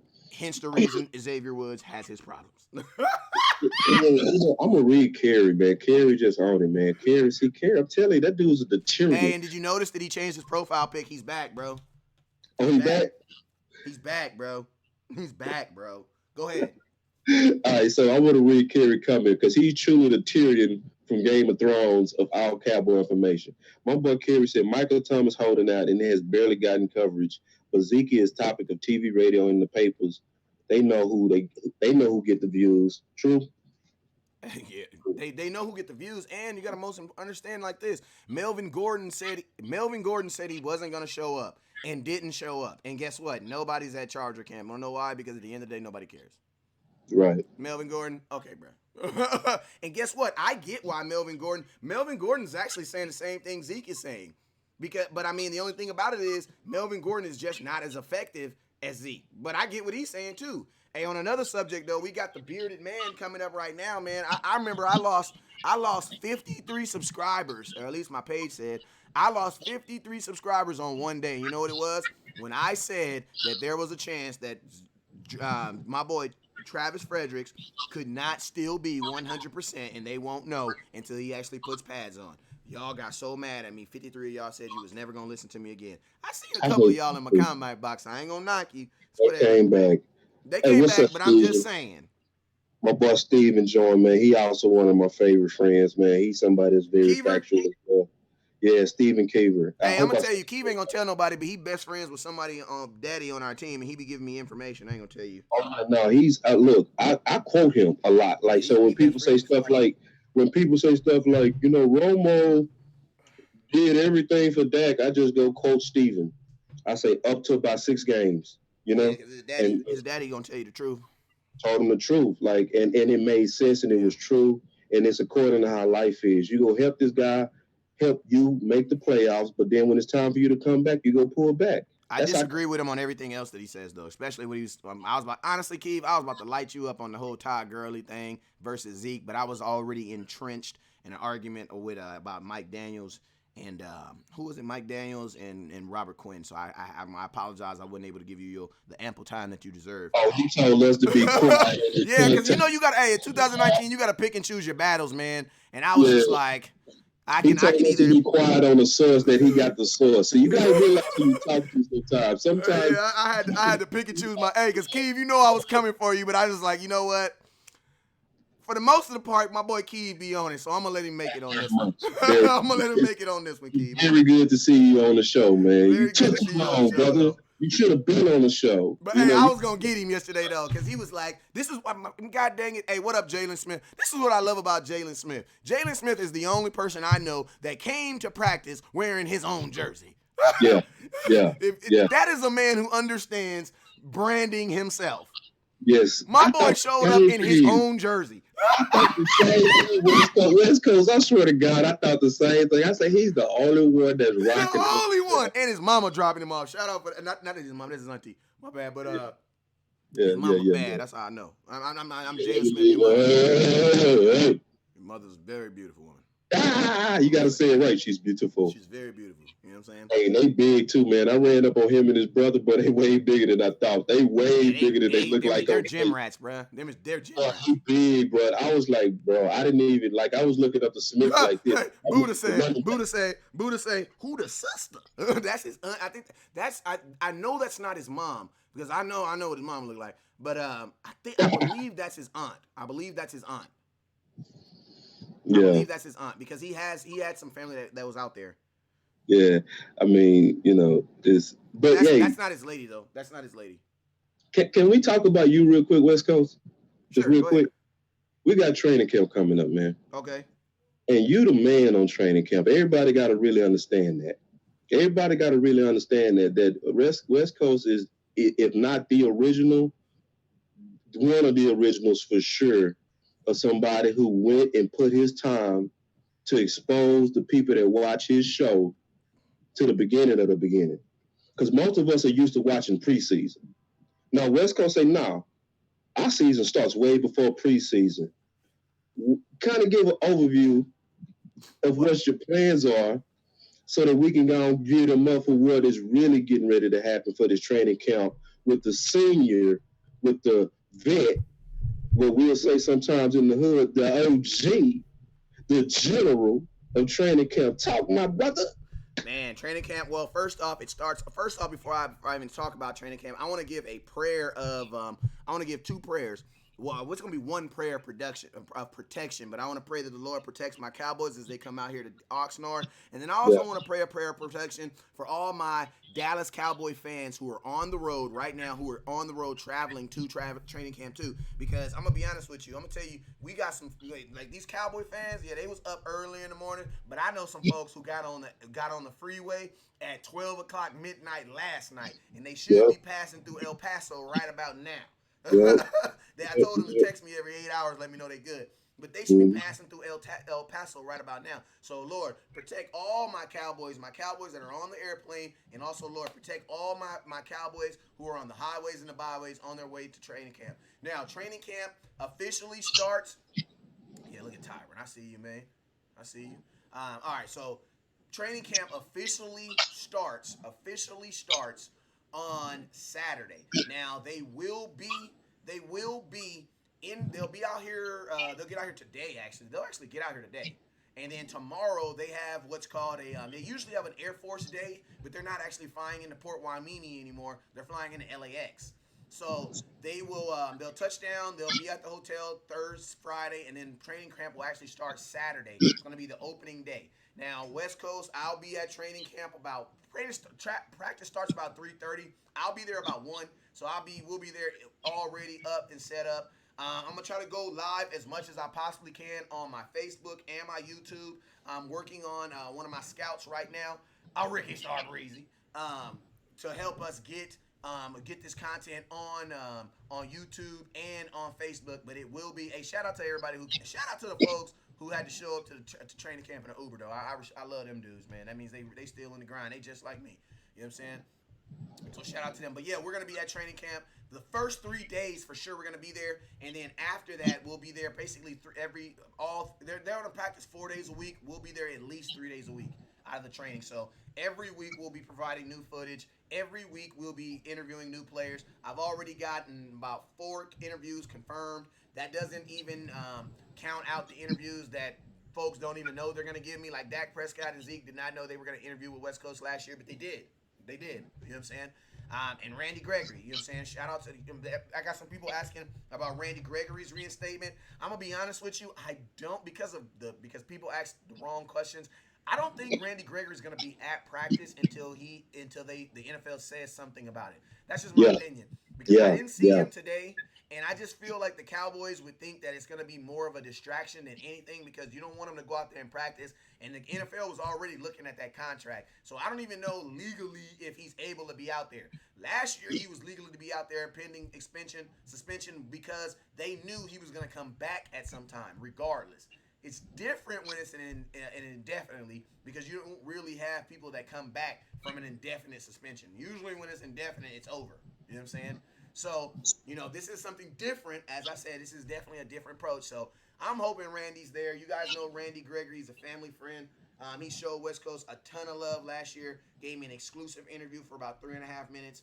I'm just looking forward. But most importantly, man, my job, honestly, is to try to get as many people on this show as possible. Ask them what's going on at camp, how they looking at it. Last year, we interviewed LVE. We interviewed Mike White. We interviewed Jordan Lewis. Anthony Brown, Joe Thomas, Sean Lee, Ezekiel Elliott, not Des Bryant, Ezekiel Elliott, Dak Prescott, Travis Frederick, Zach Martin, Antoine Woods, Marquise White. He don't play for us no more. Lance Lenore, Kayvon Frazier. My bad. He's stupid, Hey, man. there's some players on this team that I, because of Don't my, look with it, man. It's human, brother. yeah, there's some players on this team that that West Coast didn't had a few words with. Why? Because they think they bigger than the star. But it's all good. I still love them. And they think because they in the club, they ain't got to pay for stuff. But it's all good. You know what I'm saying? I ain't say that out No, loud. Buddha one thing says, I want to say too that I think is that we working on. It's gonna be some logistical issues that we got to work out. West Coast has been talking about also upgrading the experience, where by the time Stash Man, what's up, Stash Man? I see you on. Obviously, we gonna say what's up to you. Traveling grace to you, my brother. And if obviously the dollar that I promised you is still available. But anyway, we're working on some logistical issues to try to increase the experience from training camp with my brother West Coast, where, hopefully, by the time Stash Man gets back, we can also have it to where, people can host it, that he can rely on, that allow him to be free in the field as you guys able to still talk Cowboy information with me and others. So it'll allow him to, work and do what West Coast does best, network, create those real interviews, give us real insight to what's happening real live. Because I don't want to wait the preseason to know. I'm like Christmas. I want to get my gift now, right? When I was a kid, I was the kid that opened up my gifts before my parents knew and then rewrapped it. That's how I am, right? And that's exactly what I did. So we trying to work it on a way to where if you stay with us, we're going to give you the same show performance in which we kind of talk Cowboy information as we do, but also allow West Coast to work. And then when he returns and they return back to Dallas, I'm going to be in the field and West Coast is going to be hosting the world. I'm going to go to the practice more than likely with maybe Stash Man and Starboy and other people, and we're going to give you live information as we see it. Continuous coverage. And continuous coverage, man. And it's an upgrade. So it's so, we don't really brag about ourselves good, in my opinion, West Coast. But I wanted to give us an opportunity to say how we're getting ready to upgrade with Stash Man. He's famous, as well as Starboy, and, you out in the field, me in the field. These are things we're doing now to give y'all firsthand, uncut truth. And like my boy Stash just said, almost through A to Z. They almost through Arizona. He's saying they're passing through Arizona. Because Stash Man. He got about 5 Cowboy fans in the car right now, and they're on their way out here, and he's letting us know they're passing through. I'm talking about A through Z. He's talking about Arizona. He's saying they're passing. He said they're passing through AZ. Hey, my boy Deshaun Taylor said something. He said Mr. Woods told you last year we were the hot boys. I don't even like tooting my horn or anything like that, but you're absolutely right. Dallas Cowboys Scouting, we were the very, very first people to ever report on what the hot boys were in anything. Want to know why? Because Antoine Woods said it to us in an interview. I remember that. And that's when he was wearing number 67, too. He was wearing number 67. And I asked him, I was like, what is this? I keep hearing everybody calling like the hot boy. And I even asked him, I was like, so who is like the baby and who is like the Little Wayne? Like, I'm serious. That's what I asked him. Because he was talking about the hot boys, like, and I was like, who's Juvie? Like, who's like the hot boys? And he was saying, no. We're all the hot boys. Like, we the hot boys. Like, that's what we gonna call ourselves this year. So, hey, man. I'm so glad, because I'm so glad we got a chance. Deshaun, man, you've been rocking for a minute, bro. Hey, man, we can keep rocking, man. This is a good day, bro. Them boys just hit the play. Deshaun been a scout for a minute to remember that, bro. Like, I didn't even remember that. I gotta find that. Yeah, that's beautiful, man. That's a lot of love, say. And then it's good call. Deshaun, it's a lot to celebrate, man. Them boys is coming to you right now, West Coast. Stash Man is coming to you right now. Starboy is coming to you right now. Hey, can I get Starboy? Hey. So it's like all those guys are coming right now to link up with my boy West Coast, because last week or the last 2 weeks, West Coast came with Dallas, so you had West Coast and you had Long Beach and Compton together. So everybody was in trouble, but now everybody coming out to Cali. So like y'all and real talk, this was the start of West Coast. So this is where West Coast is at its best. You know what I mean? So it's one of the things that, because he's not going to be shy about getting that information that we want to know. Because see, in certain people, I'm just going to be honest, it's certain people that really don't go get the information that we want to know. It's people that's not going to ask the hard questions like West Coast did to Lewis last year. Like, man, what's going on, brother? Why you not on the field? You're not going to hear that from a lot of different networks. You're not going to hear that sometimes from our own network, But West Coast, he going to say it. He going to ask it, and he going to get it real time. So I really want to push training camps. This is here. You know what I mean? It's here. I'm excited about it. Our guys just left. They going to my boy in California, and they preparing for this 6. Yeah. And we cover it all. All right, hey, another sound check real quick. We got to figure this mic crap out. And now they saying my mic sounds low, man. I don't know. Maybe I got to get a new mic or something. But, Keith, I appreciate you for texting me, man. Please listen to this and let me know how it sounds, big dog. Because there's no way that... Yeah, no, there's no way that West Coast should ever be not as loud, the loudest person on the show. Yeah, because I always was the low one. What's up, Jose? Bald head nut. You guys let me know how it sounds. Kerry says he hear me fine. Yeah. All right. Yeah. Which is the best network channel to watch the preseason games? Any ideas, please, and thank you. They're gonna all have them on. The Cowboy game will be only on. That should be on the only game on that day. So you should be able to find that out. I think it's gonna be NFL Network. You know what I'm saying? I think that would be for the preseason game. I would say the best show to watch anything Cowboy related could be Dallas Cowboy Scouting.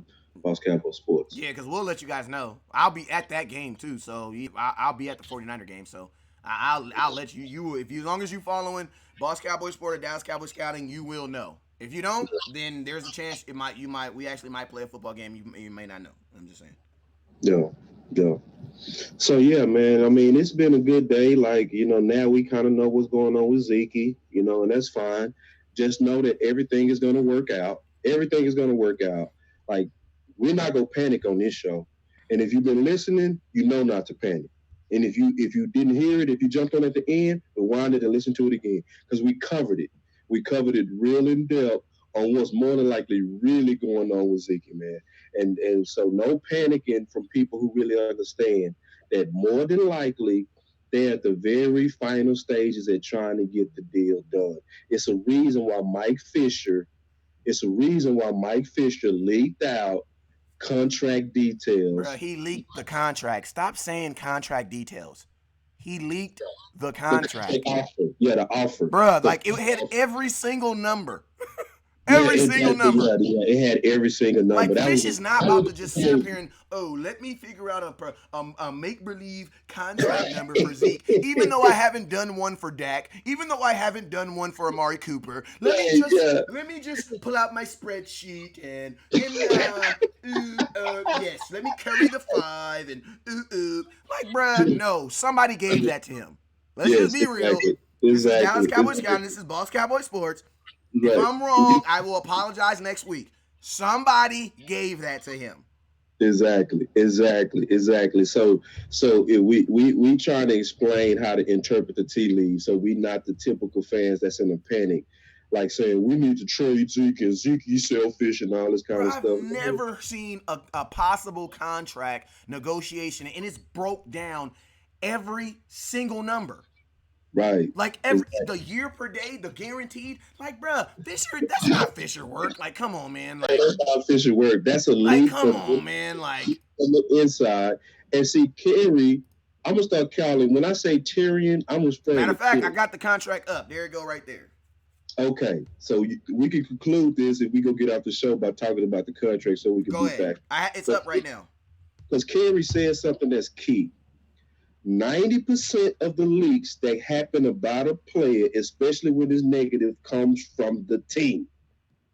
And that's according to Bleacher Report.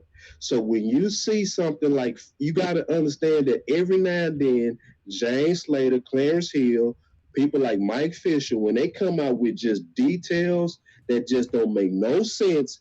It's come from the inside. Yep. They wanted it out. And they wanted it out more than likely for PR purposes to say we're trying to work this out. So let's look at the numbers real quick since we got the contract up. So one of the big things that we all have learned to look at, especially when we covered Dak's contract, we covered that in detail. We covered Cooper's contract in detail. Let's cover the Zeke proposal in detail. The three numbers, so that you never get confused when you see all the numbers that's just kind of blurted out on the Excel. The three numbers that you always kind of really see come out on the contract to focus on is the total guarantee. That's the whole amount of the contract, the total amount of money you're gonna make in the total contract. And the total guarantee is the total guarantee. Then it's the total contract. Oh, I'm sorry. I explained it. I gave the wrong definition. The total guarantee is the total amount of money you're going to get guaranteed. Yeah, so the total guarantee, lock in on that always. Lock in on the total contract. The total contract is the total amount of money that you're actually going to get when the contract's over. Yeah, and it averages out yearly by the duration of the contract times the average per year. The average per year is how much the average per year is when you take the contract divided by how many years the contract is, and it tells you how much you're going to get paid every year. There's three numbers, there's 3 points to a contract that he's letting you guys know. Average per year, total contract, and total guarantee. Go ahead. Those are the three numbers you lock in on so you never get confused. You got to win two of those to be high-end players, top-tier players. In a perfect world, you want to get all three. Yeah. And just for example, perfect example, is one person that accomplished the trifecta, and it was Matt Ryan. It was Matt Ryan after an MVP season. So it was Matt Ryan. He broke the record in total contract, average per year, and guarantee.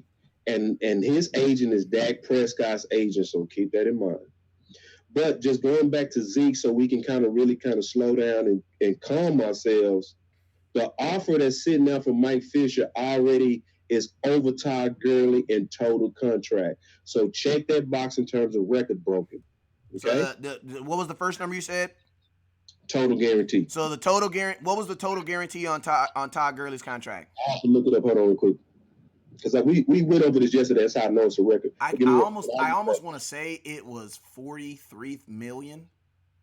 I have it up in about 5 seconds. Give me 1 second. Because if I'm not mistaken, it was only like a $3 million difference, and then the total. It was a very small incremental increase, which is really how it mostly works with most contracts. Because they're basically just giving you money just so that you can feel good about being the highest paid person at your position. And guess what? It's like when Nick. Hey, I'm gonna give you an example real quick. When Nick Saban left LSU and went to Miami, he was the highest paid coach in college football, right? Mm-hmm. When he left. He went to Miami. It didn't work in Miami. He made a guy cry who I know personally. I'm actually going to have him on this show, too. But he made the homie. Nick Saban, I don't know if you guys remember that story of Nick Saban making a player cry at practice. That was my homeboy. You know what I'm saying? He ended up going to the Giants. But he live out here now. He's a real good dude. I'm actually going to have him on the show one day. But he went to Miami. He was $45 million for Gurley. 45 minutes. So it's $1.5 million. So what the hell is we talking about? Nick Saban. Oh yeah. So when Nick Saban left to leave Miami, he still wanted to be the highest coach in college football. So you know what Alabama did? Alabama gave him the exact contract that the LSU coach got. I think it was like Miles, I forget his name, Mills Lane or something like that. They gave him the exact contract, and you know what they did? They gave him $1,000 more. So then guess what? Technically, Saban was the highest paid coach in college football by $1,000. Great example. Because what did Roy Williams say Monday when we interviewed him? The contracts are not about money; it's about appreciation. Yep. So if you listen to this show, we really try to break it down to what it's really about, not what we think it's about. One of my favorite quotes is by a rapper named MJG, where he says, "I'm telling you how it is. You telling me how it should be." You know what I mean? So we try to pride ourselves on telling you how it is versus how it should be, right? What was that? That was Pastor who? No, that was MJG. That was Pastor MJG from the third. Oh, he has that. Him and that great deacon. What is it? Is it Pastor 8 Ball? No, I'm not gonna get Pastor into that. 8 Ball and Minister MJG. Appreciate you, brother. And he preached that part. Yeah, he did. That's what I said. Minister 8 Ball and Pastor MJG. I appreciate you for that selection. Exactly. It was one of my favorite parts. He said, "You telling me how it is? I'm telling you how. No, you telling me how it should be. I'm telling you how it is. How it is. You know, and it's poetic, but it's true, right? So we telling you how it is. So we looking at the fact that the total guarantee offer from Mike Fisher is already about 1.6 million off over Gurley. So check that box, right? Yeah. Then let's look at the total contract. Oh, you switched it, man. I'm sorry. I was just because the airplane's pulling off, so I just want everybody to get that final look. Zeke did not get on the plane. This Fisher. Okay, real quick. And then, hey, after you say that, after you explain this, tell him the total contract real quick because I can't see it. But tell him the code, and we'll compare it. It's back on there. It's back. You're good. It's back on there. Okay, let me go back. Give me 1 second. And then also, Alfredo, make sure you don't leave before we get to your comment. He's saying, look, things is this. Zeke has zero leverage on this. You're absolutely wrong, Alfredo. I'm sorry. Oh no, he got leverage. You absolutely wrong, brother. I'm sorry. Only because you're a scout is why I'm gonna tell you that. Because you know I love you and I want you to always know the right thing. But Alfredo, you're wrong. Zeke has a ton of leverage.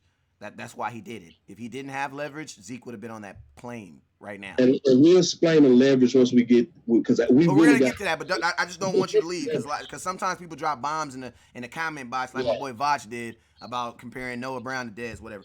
And then they dip out before we can talk to you about it. All right, so don't dip out. We can talk about leverage. That's a good, and I'm glad Joe brought that up.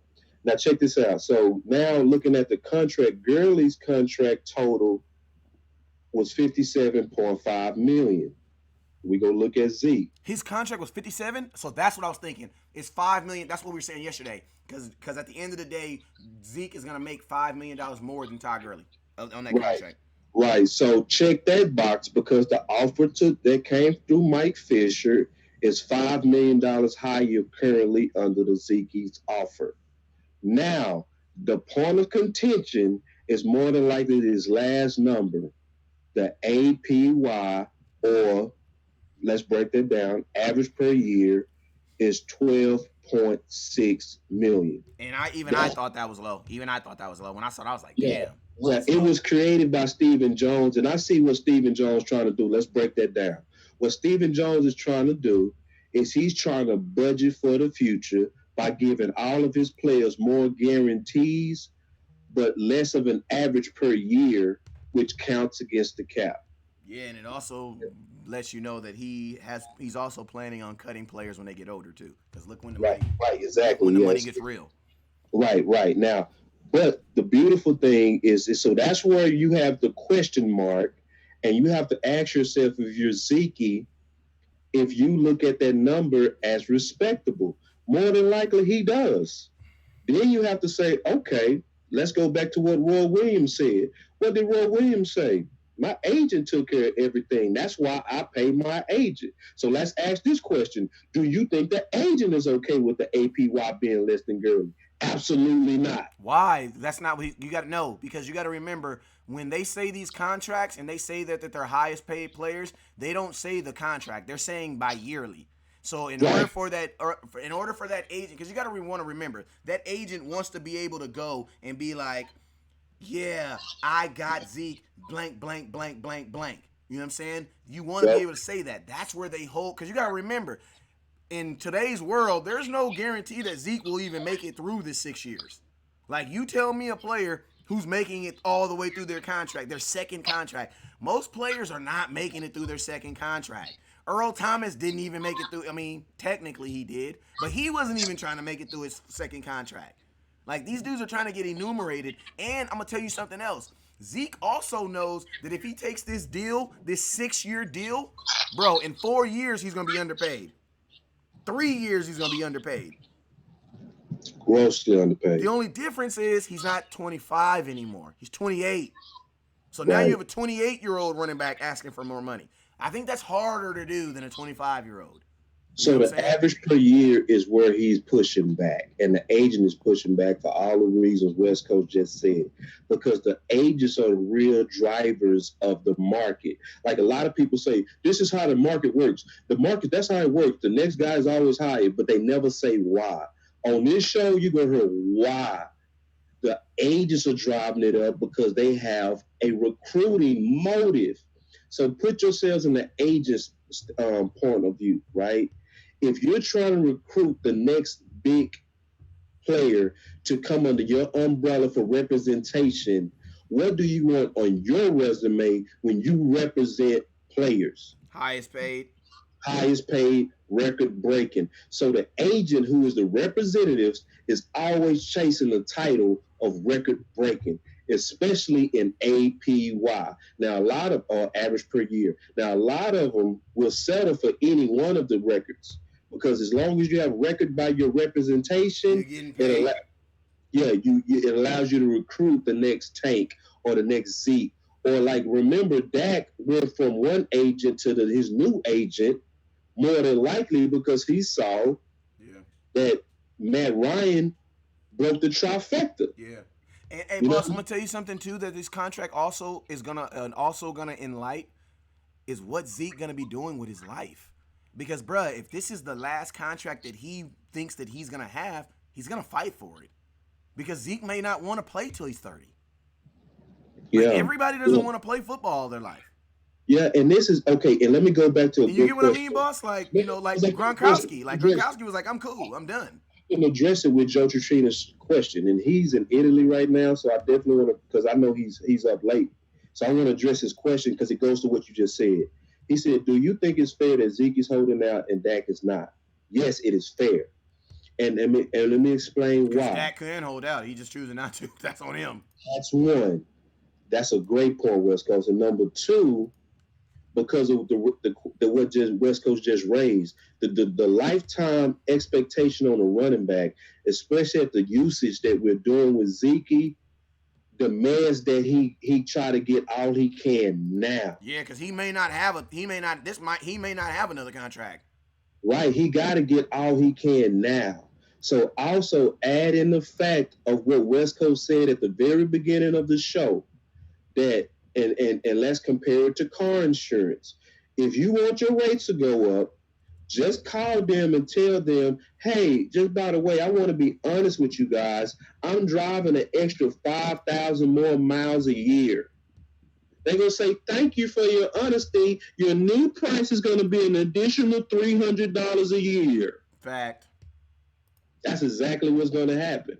So you got to think about that in the usage of Zeke. And then just like insurance is pricing you for the risk of your driving, Zeke is saying there's a price that I'm going to pay for the usage that y'all trying to do with me to win you guys a sixth ring. Yep, that's true. So because of that, I need mine now because my usage is more risky than Dak's. You know what I mean? I mean, look how long Tom Brady's playing. Like, them dudes are old, man. Look at the duration of quarterbacks play and running backs play. A quarterback might get 4 contracts if he's good, and if he's great, a running back at the most might get 2. Hey, I'm gonna tell you like this: if you're a quarterback who doesn't get a third contract, you're probably not good. Right. Because your first contract is gonna be you behind somebody. The second contract is gonna be you actually playing, and then the third contract is gonna be, did you earn it? Because think about this: Tony Romo's first contract, he didn't earn that in the NFL. He was sitting behind somebody for 3 years. They just had to give it to him, or they was gonna lose him. Facts. It was that third contract is the one that we was like, wait. You know what I'm saying? Yeah. And y'all tripped on him when he's got it. That's a real good question by Joe Trina. That's why I wanted to address it. And then you add in what Jaquez just said. Great point, Jaquez. I was about to read that too. Great point. I mean, Jaquez, my boy. And the NFL is devaluing the position as a whole. And like Ari went on when we was interviewing Hearns and said that. He said, why do we need Zeke? Because it's a passing league. So when you have people saying stuff like that, and you hearing that in you, Zeke, and you like, y'all not putting together that I'm on a running team? Y'all gonna try to devalue me, and I'm on a running team, and I was told that I was the straw that stirs this cup and all of that. What did Roy Williams say? Respect me and give me a contract that shows that you understand what I'm going through and my value. And with some players, waiting is not an option. And in the case of how we getting ready to try to use Zeke, I understand the holdout. I understand him, but don't panic. Don't panic because obviously the proposal has been sent over. They more than likely arguing over one little more million. Just like with Tank. He was at 20. What did he end up signing with? 21.5. The exact number I said. He's not worth 22. He's not worth 23. I'm like, all right, we'll give him 21. Call it a day. And that's exactly what they did. They gave him $21 million and called it a day. They haggling over the last million, y'all. That's what's happening. It's the APY that they're in disagreement over. I think the only person who has not talked about an actual contract is I think they probably talked about everybody. Because it would be foolish for them not to. I don't even want to say that about my team, and I know my team is smarter than that. But I think the only person that hasn't really engaged is Cooper. And that's because Cooper is legitimately waiting on somebody else. He's waiting on a couple somebody else's. Excellent point. Dak, I think Dak already knows what he's getting. And I think Zeke now knows what he's getting by Mike Fisher. And I'm going to tell you guys something real quick, right? I'm going to tell you guys how I know for a fact Mike Fisher works for the Dallas Cowboys. You know why? Because the Dallas Cowboys, are they going to pursue Mike Daniels? Or is the Dallas Cowboys going to pursue Mike Daniels? No. No. You want to know why? Because Mark Fisher tweeted this morning that the Dallas Cowboys, despite of their respect for Mike Daniels, they are not interested. Guess what? Somebody in the Dallas Cowboys had to have told him that. So my question to you then, if they told him that they're not interested in Mike Daniels, here comes the bomb, boss Cowboy. Why would the same Dallas Cowboys give him this contract and say, hey, post this and see if we can get a reaction out of Zeke, see if he likes this. Mm-hmm. Post this contract, Fish, and see if the nation says, oh, that's a good contract. Mm-hmm. Oh, why isn't Zeke taking this? Right. I love you, Fish, but I know who you work for. And that's why I love you, because I know you work for. And occasionally they do. And occasionally they're independent, but I don't think you can be independent. Jane Slater is independent. Mike Fisher is not going to come on there and say that there's infighting and backbiting. He's not going to do that. No, he's not going to do it to the works level of way too much. And you got to think like this. Mike Fisher's probably getting phone calls from Jerry. Right. No doubt. So he's not going to do that. Jane Slater. Mike Fisher and Clarence Hill are the go-tos when they want stuff leaked out. And then Gil Bryant is their mouthpiece. You know what I'm saying? They have to respect Jane Slater because she's an employee of the NFL. That's what I was about to say. When players leave the Cowboys and they want to get information out that they want to get out, who do they go to? They don't go to Mike Fisher. They don't go to. And think about this: Dez Bryant, his final interview, he did one with Mike Fisher at his Mike Fisher store, which was real he said da da da da. But guess what? When he got with Jane Slater, that's when he said, Garrett guys. That's when he said, I felt like I was being. That's when Dez really talked. You want to know why? Right. Because he knew Fisher. And I love Fish. He follows me on Twitter. I love Fish. But I just know that Fish is in. What West Coast is breaking down and doing a great job of breaking down is how to filter out the most creditable sources. You know? And it's also about depending on what's happening with the source. So, and that's just the fact of how you interpret the tea leaves. So that's why West Coast is not in a panic, and I'm not in a panic. When I didn't see Zeke get on the plane, I was laughing because it's like, boy, that boy Zeke really did it. That's what I was laughing at. I was like, boy, he did it. And you can only probably hear this on this show and maybe a couple other shows, but definitely on this show, this is what you go hear. Dak need to be meaner. If Dak don't come out by the time they start practice with a contract this Saturday, by the time they put the pads on, Dak is playing the game wrong because the squeaky oil is the person that's going to get the squeaky wheel is the person that's going to get the oil. Either that or I told you one or two things is happening with Dak. Either he's playing it wrong or his agent works for the Joneses. Because it's not been because Dak, you got to see it like this. The longer you play in practice without a deal, why would I pay you? If you're not tripping, why am I tripping? Real quick? Can we talk about leverage real quick? Go ahead. Because see, Joe, I think it was Joe. Somebody, a It scout, was definitely Alfredo. said it was Alfredo. Okay, His exact, and we're gonna end it with this comment, and we're gonna get out. His exact comment was that he says, "Look, thing is this: Zeke has zero leverage on this. Why? Because he has 2 years left on his contract. Can I say something, you guys? Every person that holds out has years on their contract. That's why it's called a holdout. If you don't have any years on your contract, you know what you're called? A free agent.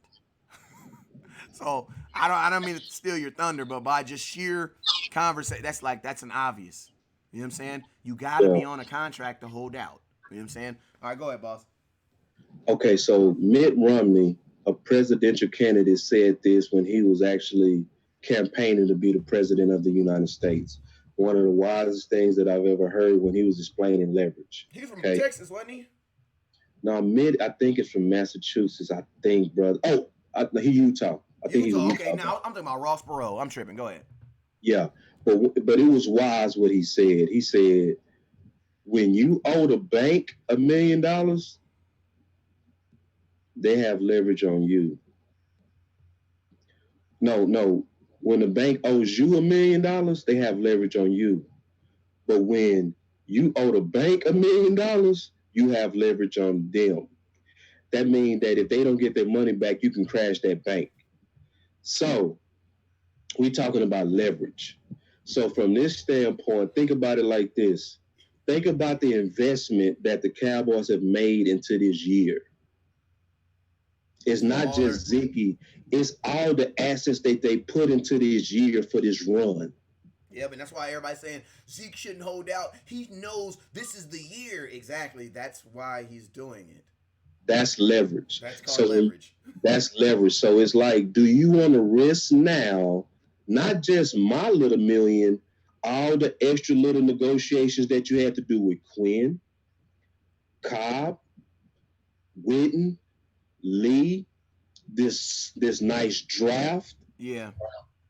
You hold out everybody, and I want everybody to stop focusing on, because technically Zeke has a 4-year deal with a 5th-year option. He signed a 4-year deal with a 5th-year option, and this is what you guys need to understand. If your boss told you that you had to work extra days at work for the same amount of money that you're getting paid right now, would you do it? If your boss hired you to work Monday through Friday, but then midway through the season, they say, hey, we're selling so much, I'm going to have you come in Saturday and Sunday. Would you feel like you were getting taken advantage of? Yes. Okay, now think of this. Ezekiel Elliott runs the ball and carries the football on average about 60 times per year than every running back in the NFL. Okay. The average NFL running back runs the ball about 18 times per game. If you take 18 and divide that by 60, that is 3 times. That means your boy Ezekiel Elliott, on average, rushes 3 more total games than every running back in the league. It is not about years. I don't know how many times I got to tell you guys this. It's not about years. It's about how much you're using me. Right. And so also on the question of leverage. Hold on real quick. Everybody's under contract. Duh. That's what it's called, a contract. But my question is this. It's funny to me how you guys are okay. You guys aren't okay with Zeke trying to get his money. But guess what? Allen Hurns was under contract when they cut him. Oh, but it was just business though. See, that's that two-faced crap that I hate about fans, man. How players can't hold out, but Jerry Jones can cut a player in the middle of a contract. Like, come on, man, that's not fair. And not even just in the middle of a contract, a week going in a training camp when there's no suitors. But you get what I'm saying, though? Like, let's not even think about. We get that's really shady too. But I'm just saying, the same people that say that Zeke shouldn't be able to hold out. Okay, so can Jerry Jones cut player that's under contract? So basically what you're saying is I can do stuff, you can do stuff to alter my life in a day. But I can't ask you for what's mine. And then I'm asking you a question. Are we debating about, I don't know, C.J. Anderson? Are we debating about, I don't know, Le'Veon Bell? No. We're talking about the clear-cut best running back in the NFL. So that's what I'm saying. So what we're saying is Zeke asking for money that he has not earned? No, he's not asking for money he hasn't earned. He's asking for the money that he's earned. And Zeke also knows that you're using him more. You're using him more. So has nothing to do, like, man, like, I just feel like when people say, oh, but he has 2 years left on his deal, those are just people who don't want to understand how it works. Like, you're just choosing not to understand how it works. Why? Because it's more beneficial for you to have Zeke in practice. But I'm going to tell you guys, this is the new NFL. This is how it's going to work. These players are smart now. They're not letting these teams just, like DeMarco Murray. DeMarco Murray was a dummy. You want to know why? Because he should have held out. The Cowboys used him for 1,800 yards, 420 attempts, and guess what we did? We let him leave. Didn't even offer him a contract. You think Zeke is dumb? You think he didn't see that? You don't think his agent is showing him that? Like, yo, you see what they did, right? Mm-hmm. Say that again. Like, you see what they did, right? You guys, You see how DeMarco Murray was the workhorse? DeMarco Murray played with a broken hand 2014. A lot of people don't know that. That's probably why he fumbled so many times, too. But he had a broken hand. He had 420 yards, 420 attempts, the second most in NFL history. And you know what we did the next year? We didn't even offer him a contract. Yeah, you're right. Y'all don't make no sense, man. That makes no sense. Yeah. See, West Coast, another thing to add to your equation is, and I'm always going to go back to what Roy Williams said. Because, see, we have He's a freaking player, man. We have to look at players that was actually in that position and listen to them, okay? Roy Williams was a top player, okay? So he sat in the shoes of people that we're talking about now, like Zeke, okay? So he said this, that contracts is a lot of times about respect and fairness. So when you say fair is a relative term, meaning you look outside to see how others are treated before you develop a concept of what's fair. Yeah, because slavery was in America. Because slavery was in America, and that was fair because it was happening. But guess what? Slavery wasn't in England. You want to know why? Because they had already abolished it. So that wasn't fair there. You know what I'm saying? You got to look at, great point, man. Yeah, so fair is relative to other people. Yeah. Fair is never about what's about yourself. So let's look outside, not just Zeke. Let's look outside. Yep. Let's look outside at questionable signings to where it was fate bestowed upon players early.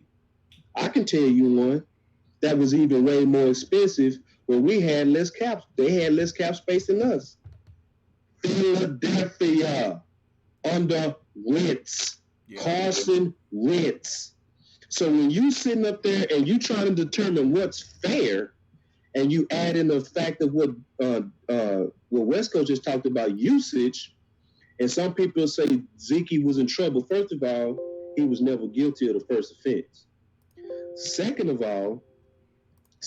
all, you're looking at a guy and a team that's over here extending the contract of an obviously injury-prone player that's costing $107.9 million in guaranteed money. And you beat him 3 out of the last times. I'm just leave it alone.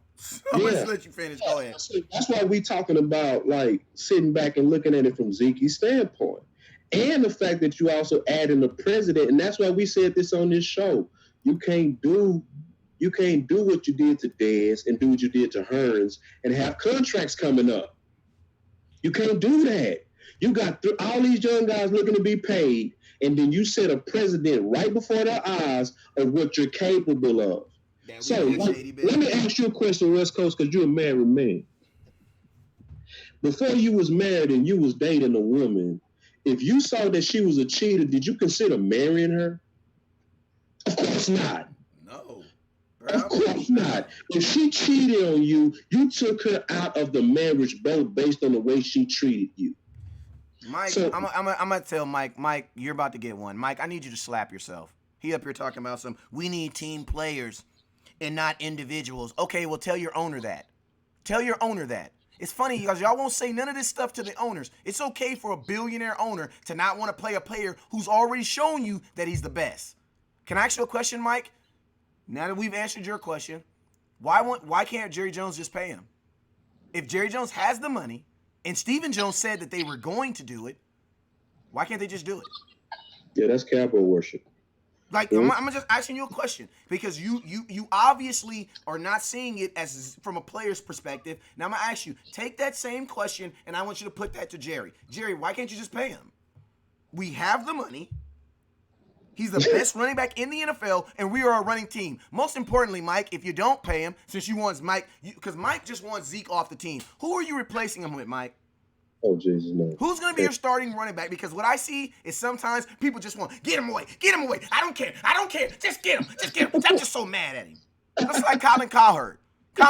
Just get him. I can tell you listen to Colin Cowherd. I would get rid of Zeke. He doesn't need his 2 years. The same thing I asked Colin Cowherd. Okay, so who's going to be your starting running back? See, the thing about those guys are they're not fans of the Dallas Cowboys, so they don't care if we don't have a successful season this year. Because, see, my thing is this. If we get rid of Zeke, are you still trying to win a Super Bowl this year? So, Mike, I want to ask right now, so I can just know where you are as a person, as a Cowboy fan. I don't care as a person. I know you're a good guy, but as a Cowboy fan, when are you trying to win a Super Bowl? Because every answer I give you is filtered through me trying to win a Super Bowl this year. Thank you. All these earthquakes and all this bad weathers lets me know two things is about to happen. Jesus is about to come back, and you better get a Super Bowl soon. Hell you mean? You heard what Revelations 18:12 said? Earthquakes in strange places. Bro, I had 3 earthquakes in the last 4 days. The preacher, man. What's kind of brought out of my boy West Coast, man? This is epic slap yourself stuff, man. What are you doing, brother? You feel what I'm saying, bro? Like, come on, man. Like, I need to know, when are you trying to win a Super Bowl? Because I hear people making decisions that would be great if we were trying to win a Super Bowl in the next 5 years. Like, you know what? If we're trying to win a Super Bowl in the next 5 years, okay, don't pay Zeke, don't pay Dak. I get it. Right. Don't pay him. Right. So what are we doing with 2019? Are we just checking out? Because I just seen a plane with 90 grown men getting on a plane to try to win a Super Bowl now. Yeah. Yeah, so and they haven't even paid Dak yet, bro. They ain't even paid Dak, and that's what I'm trying to tell y'all. Y'all up here trying to say, "Oh, it's the players." What are you talking about? Travis Fredericks had to hold out. I mean, not Travis Fredericks. Zach Martin had to hold out. Had to. Zach Martin. The NFL reporter said the most when. Last year, they said that the strangest thing that they have ever seen at a Dallas Cowboy practice, you know what it was? Jason Witten and Zach Martin's cars not in the parking lot. Yep. In 6 years, I've never seen that happen before. That's what the reporter said. Hey, man, this is a moment. I'm loving it. You get what I'm saying? Like, that's what I'm saying. Like, that's what I be saying. Like, some of y'all got great ideas, but when you trying to win a Super Bowl? I'll be at camp in 4 days. See, that's why I love West Coast, man. West Coast. See, I feel you, West Coast. This is why I call it cowboy worship. No, my Mike's still going like, Mike, what do you have against Zeke? That's my question. You're saying you gotta let me talk now. All right, go ahead. Just answer that last question. He said, well, why we can't do it with Zeke acting like this? Stop. Let me address it, West Coast. Let me address it. Check this out. I already told him slap yourself. Standard to people that's not coming to our show. The people that's coming to our show all begin to say, "Oh, no, that's why I was laughing so hard. Slap yourself, start going crazy, bro." Mike, it just means your family. When I tell you to slap yourself, it just means your family. People that watch this show know the details of how all this stuff works. So if you look at the trend, we was anti-Tank when it was time for him to get his money. Oh yeah, he's not better than Von Miller. He's not better than Khalil Mack. We can replace him in the second round. Go ahead. Yeah. When it came out where Zeke talked about that he wants him and all these guys to be top paid, people went at Dak. So whenever it's time for any one of our top players to get what's their due, a lot of our fans are going to look at them as they're the opposition against six. And they're going to give the front office a clean pass and look at none of the things that cause. Nothing, bruh. They don't look at it. Nothing. They don't look at the effect of Hearns and Dez And I said this a year ago, and I got crucified in a couple of groups. I said, look, we got contracts coming up. I said, we got contracts coming up. They just did 88. They just did 88 bad publicly. And those guys were friends with 88. They just geared up all the up and coming players that require money going forward. They just put their defenses on. They just put shields on their forearms, and they put breastplates on their chests because they see how we do business. Yep. So it's one of those things to where, look, it's gonna all work out, but let's not stop crucifying the players. You know what I mean? Let's stop crucifying the players, because even to a degree, Jerry and Steven got a job to do. They are the protectors of the cap. That's their job. But we get a chance to sit here and from the outside analyze both sides. And on this one, I'm putting most of the fault on Jerry. Hey, listen to this. I want to read you guys something. This came out in June 8th. Hey, Mike, this is just for you, big dog, because I just know you haven't been on the show enough to understand that we really break stuff down, and we have like elephantitis memory, where since we remember everything or we just write it down, there's no coincidences. You know what I'm saying? Because if you write this stuff down, you'll see that there's no coincidence. This is how they do business. This is from June 8th, 2018. I'm gonna give everybody a moment to read this. It says I'm not gonna read the name because you can see the name, but I'm gonna just read to you guys this. It says one of the biggest stories of the Dallas Cowboys' 3 weeks of organized team activities has been the absence of starting right guard, Zach Martin. The 4-time Pro Bowler has sat out every practice as he patiently awaits his representative working out a contract extension with the front office. This is what they said. It says, obviously, this is a contract situation going on here, the business of the NFL, said Coach Garrett, said on May 23rd. We'll see how that gets resolved here, but that's really the reason he hasn't practiced to this point. The business of the NFL. Now, hold up. Nothing to bring back memories of Darren Hamrick, the glory days of Camp Campbell's, what do we do in the voluntary means? But the OT days are not obligated to practice in any way, no doubt. A team coming off of a 9-7 record and failed bid for playoffs with 100% won attendance from its starters, but Martin's absence isn't an inconspicuous start to the 2018 campaign. You want to know why? Because they already knew he was going to hold out. It says, let's go back to 2016. The Dallas Cowboys had another tyrant guard in Ron Larry who missed all of the OTAs because he wanted to be traded. Do you know why he showed up to minicamps mid-June? Because they were mandatory. The club will have fined him every missed practice. All right? Hold up. There was so, hold on. I'm going to read this last part. It says, I do not know if he's everything you want in a football player, but he's an outstanding player, the best of the position in National Football League, and he represents our team. Think about this. I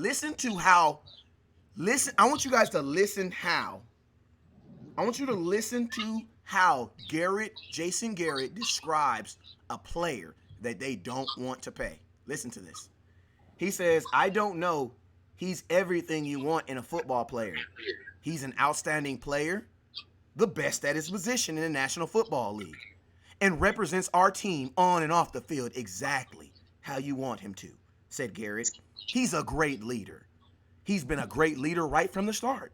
But again, this is the business side of the NFL, and his representatives are working through things with the Joneses and to get a deal done. Do you guys see that? I see it.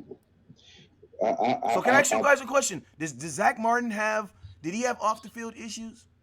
No. Was he a guy who was pulling girls? Hey, he didn't do that, did he? He didn't do that to nobody, did he? Don't ever do that again, bro.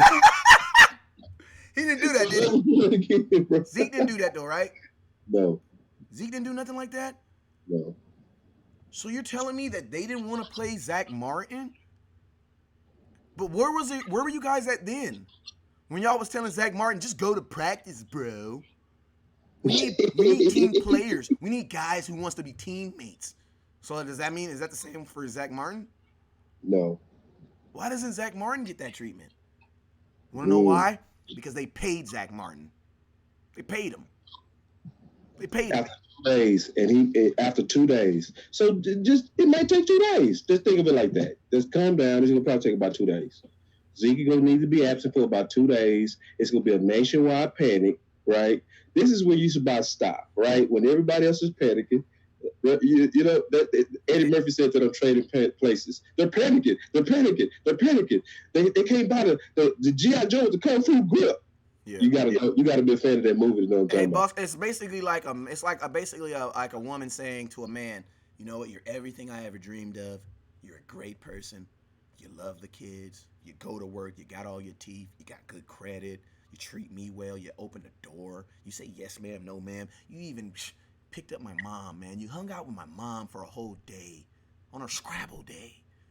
But you know what? This is just the business of dating, you know? Like, we're going to have to work it out and we'll get back to you.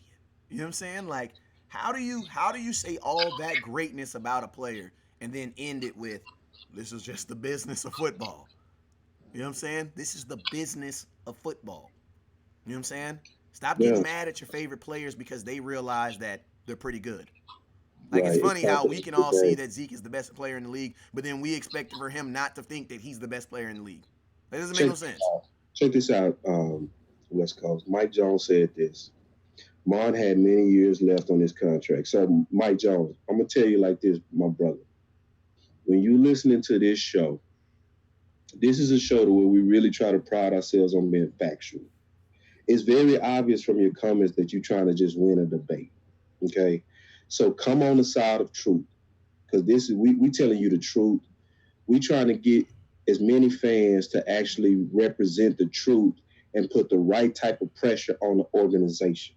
If they panicking like you are, then that means the front office is winning in bad business dealings, okay?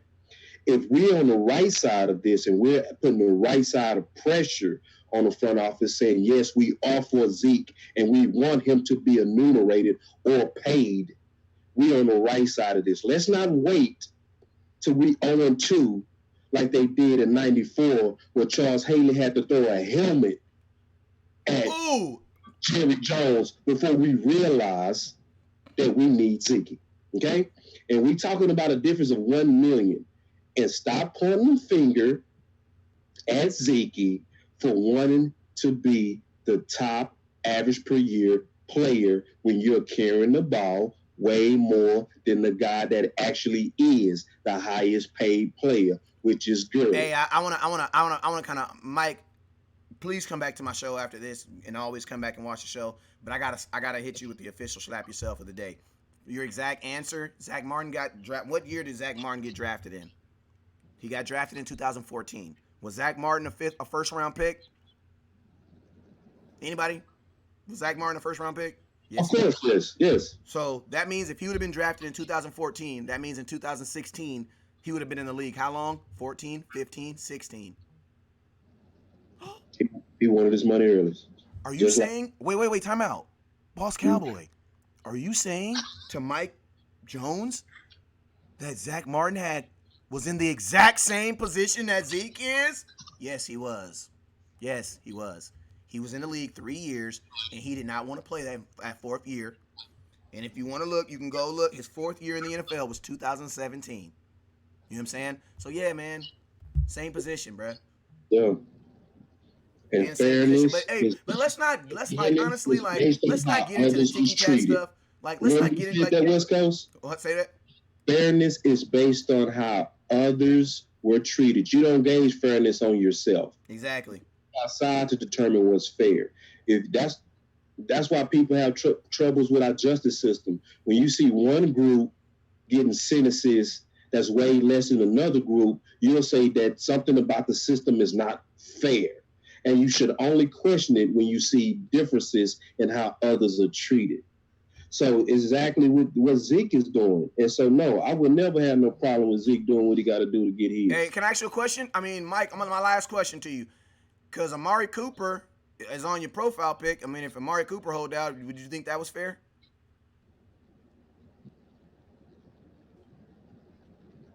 I'm just saying. I mean, I'm just saying. I mean, do you think it was fair that the Raiders traded Amari Cooper in the middle of his contract? That really wasn't fair. And I'm going to be honest with you. It didn't look like Amari Cooper was too happy about it either. You know what he did? He had to shut up and go to Dallas. That's what he had to do because he had no choice. Yep. So it's funny how these owners can have complete control to send a player to a whole nother state that he don't even want to play in. And I remember when they asked Amari Cooper, when you were growing up, who was your favorite team? Miami. And he says, he exactly said, I'm from Miami. So I don't want to make y'all mad, but let's just be real. I'm not from Texas. Yeah. Amari Cooper was pissed. And guess what? He had no choice. So you're going to tell me that owner can send a player somewhere where he has absolutely no choice, but the NFL, you can't make choice. I'm going to tell you what's happening, man. The NBA has wised up and everybody's paying attention. Man, I hate Kerry, man. That boy Kerry say, who Mike Jones?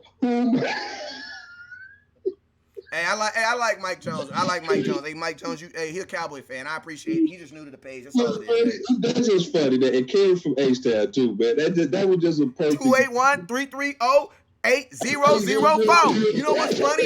I'm looking at this number like, I'm up here looking at it because somebody else posted in the comment. I'm like, wait, that number look familiar. Man. We showing Mike a lot of love, to be honest, because really, man, this is about love. Because West Coast, believe it or not, West Coast and I went at each other like this before. The only difference is that I'm able to come back on camera. Man, just tell Jaquez the inbox him and tell him what it is, man. Come on, man. Hey, Jaquez, hook Mike Jones up. Let him know how we do things around here. Hey, I love for you, Mike Jones. What we try to do is we try to catch you up on how it really worked, man. And look, nobody got all this personal treatment but you, brother. Hey, my boy Jaquez, that was you like 2 weeks ago. And now, guess what? Jaquez is a top fan. I appreciate it. Everybody get their spanking on here every now and then. Everybody. You know what I mean? I took spankings and then, I gave spankings. It happens, and you can't always win. People lose at some point. Hey, it's like Fight Club. It's like Fight Club. We respect each other more after we get down. It's true. Keep it real. Like me and Boss Cowboy first met arguing. We was going back and forth with each other. And I'll let him tell the story because it ain't that important to me. But just know. True. That's a fact, though. Boss Cowboy slipped up and said something. I was like, bro, where your film at? Our first 2 times talking was a hard debate. Hey, what did I say? Hey, and the funny thing about it is when me and Boss Cowboy met, I wasn't even defending something I did. I was defending something else another blogger made, and it's another story. But basically, we try to accustom people to the environment of the Scouts. Yeah, it's Fight Club, baby. It's Fight Club over here. You see, the environment of the Scouts is not kumbaya. It's Fight Club. If you say something out of line, go and get ready for the come and slap yourself. You know what I mean? If it's way out of line, just go. But the slap is to wake you up. It's not to embarrass you. It's to shock you and get you back on point. You know what I mean? So, I said my share of dumb comments, you know what I mean? And I got to slap yourself. You know what I mean? And I said on national air, the LVE, I have the biggest slap yourself of all time at the draft, 2018, when I dropped and fell on the ground when they drafted LVE over the damn wide receiver. And my boy, who is my scout to this day, I didn't even know him. I didn't even know this dude. My boy Mike Zappi came up and was like, bro, you tripping. And I was like, he knew who I was, but I didn't know who he was. He picked you up off the floor? Yes, him and Barry, because I was tripping, bro. Like, he literally, because I fell. When they drafted LV, I just fell, bro. I remember that, yeah. And then BGZ Barry from Oats talking about, West Coast didn't fell out. And my boy Mike Zappi, he didn't know that I was just being extra. And so he came over and helped him and his wife helping me up off the ground. And I'm like, bro, I'm good. Like, I just don't know who the hell this dude is. And right then was the first time I got a 3-minute on-the-spot scouting lesson on LVE. And it was all live. Like, I got all this on recording. When I passed it, I was like, I cannot believe they just drafted this dude who's hurt. 8-man football. I do not get where the hell my organization's going. A year later, I posted the video and I said, I got to slap myself. Yeah, so everybody gets it, man. So, so we don't want you to feel like we singling you out, Mike Jones. Like Buddha said, Buddha went back and forth with us during the draft. You know what I mean? Yep. But it happens. But the slapping is to get us all on point. You know what I mean? It's like, and we're going to make hard cases. And that's just what it is. So anybody that's going to be a part of the Scouts or be a part of this show, you definitely got to have thick skin because if you step out of line, it's gonna be a lot of slapping. It's just part of what it is. We'll take the 6-game suspension for that one. I sure will. Because And then the last thing I'm gonna say, man, before we get out of here, man, we just did a 2-hour show. The last thing I'm gonna say before I get out of here too is, man, it's like this, man. There's a lot of people that's putting a bunch of bad crap about the Dallas Cowboys out there in the media, and it's like it can't be coming from our own fans. Say it again, bro. Like, it can't be coming from our own fans. And it's like I said, we said this the other day. If you're still saying that Dez Bryant was a distraction and was a cancer in the locker room, you're the cancer. You're the liar. Because it's been proven over and over that wasn't true. Yep. And if you love Dak, Dak said it wasn't true. If you love D-Law, D-Law said it wasn't true. If you love Jalen Smith said he had a dream he was coming back. In an interview with Mike Fisher, Jalen Smith said he had a dream that his big bro, he never calls him Dez, his big bro. His big bro is going to be on the team. Yep. So Jalen Smith said. So, like, and I'm like that with you. We can't keep on pushing that out there. Exactly. So, and that's why you see so much passion out of West Coast. Because we truly passionate about wanting truth out there because we want to win. Like, we not over here fans of Dez. We not Dez boppers. Never.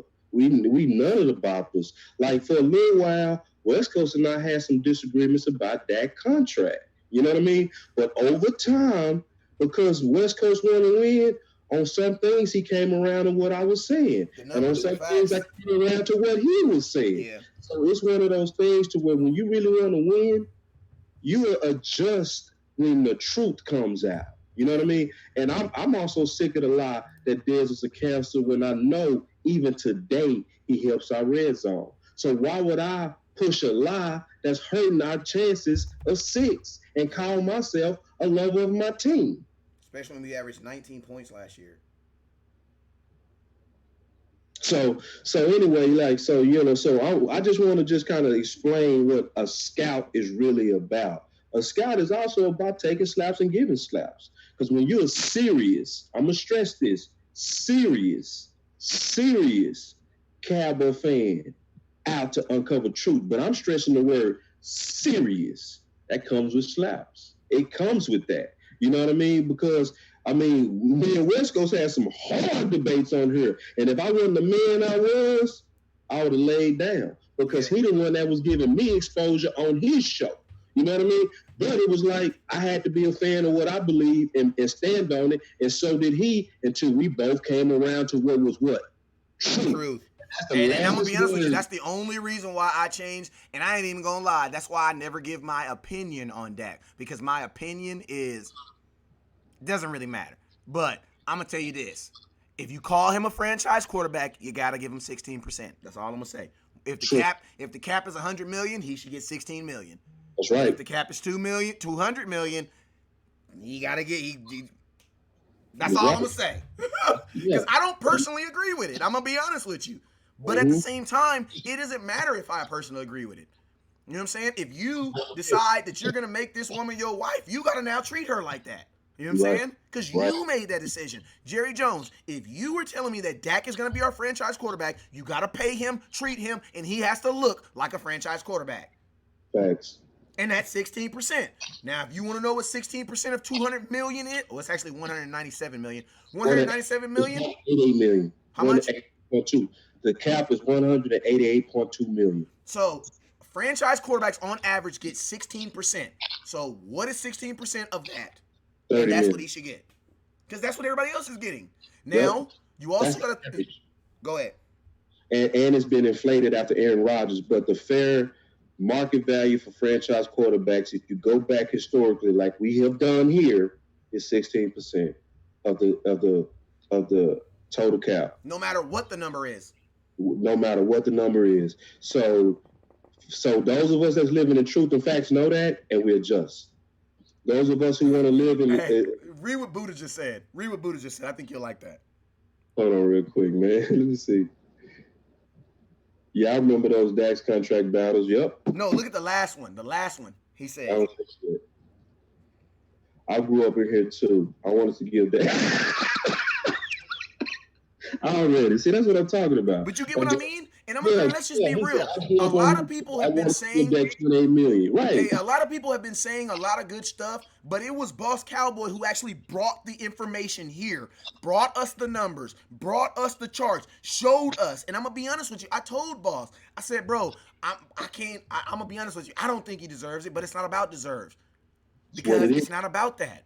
After I saw the numbers and saw what everybody else was getting, I had to be honest with you. Like, yo, he has to get 16%. Yep. And I haven't, and think about this, I haven't gone back on it. Nope. And I will argue with you and fight you about Dak and Romo. That's not even a conversation. Yeah. But I won't argue with him on his money no more because it's too factual. But that's actually practicing what you preach. Yeah. See, because this is at the end of the day, I'm your co-host, but this is your show. You know what I mean? And having your own show is almost like being a pastor, you know, of your church. You can say it kind of like that because you almost can have influence over a flock like a pastor, right? And so what pastors do you see let a guest preacher come in and tell, you know, and semi kind of tighten up the pastor? You don't see it. So it tells you that West Coast and Buddha and people like those two are real more serious about truth than their own egos. You know what I mean? Because if it was about West Coast ego and Buddha ego, then they would have still been talking 27, 26, 28 million, but they let the truth speak and they came around. Yep. Buddha, I'm in that same boat, bro. We in the same boat, Buddha. And I've been in that boat, and I was in that boat today. I just adjusted quick. When you said, what you think Crawford go get? I said, one game. And you said, it can't be one game. It got to be at least two because they're going to have to peel down to one. Because if you started with one, you can't appeal down to zero. I could have had my ego out. Hold on, no, see, this is why I think it's going to be one. It's going to be one because, you know, I'm Boss Cowboy. I'm right now. It was true. So I said, no, I can't fight truth. And we moved on real quick because that's what this environment is supposed to be about. Now, if we all kind of gather that type of mentality, we gonna put the right pressure on the organization. If we out here arguing and fighting and trying to win debates that's dumb, then we gonna be over here just divided. And we know what a house does when it's divided. It don't stand. It don't stand.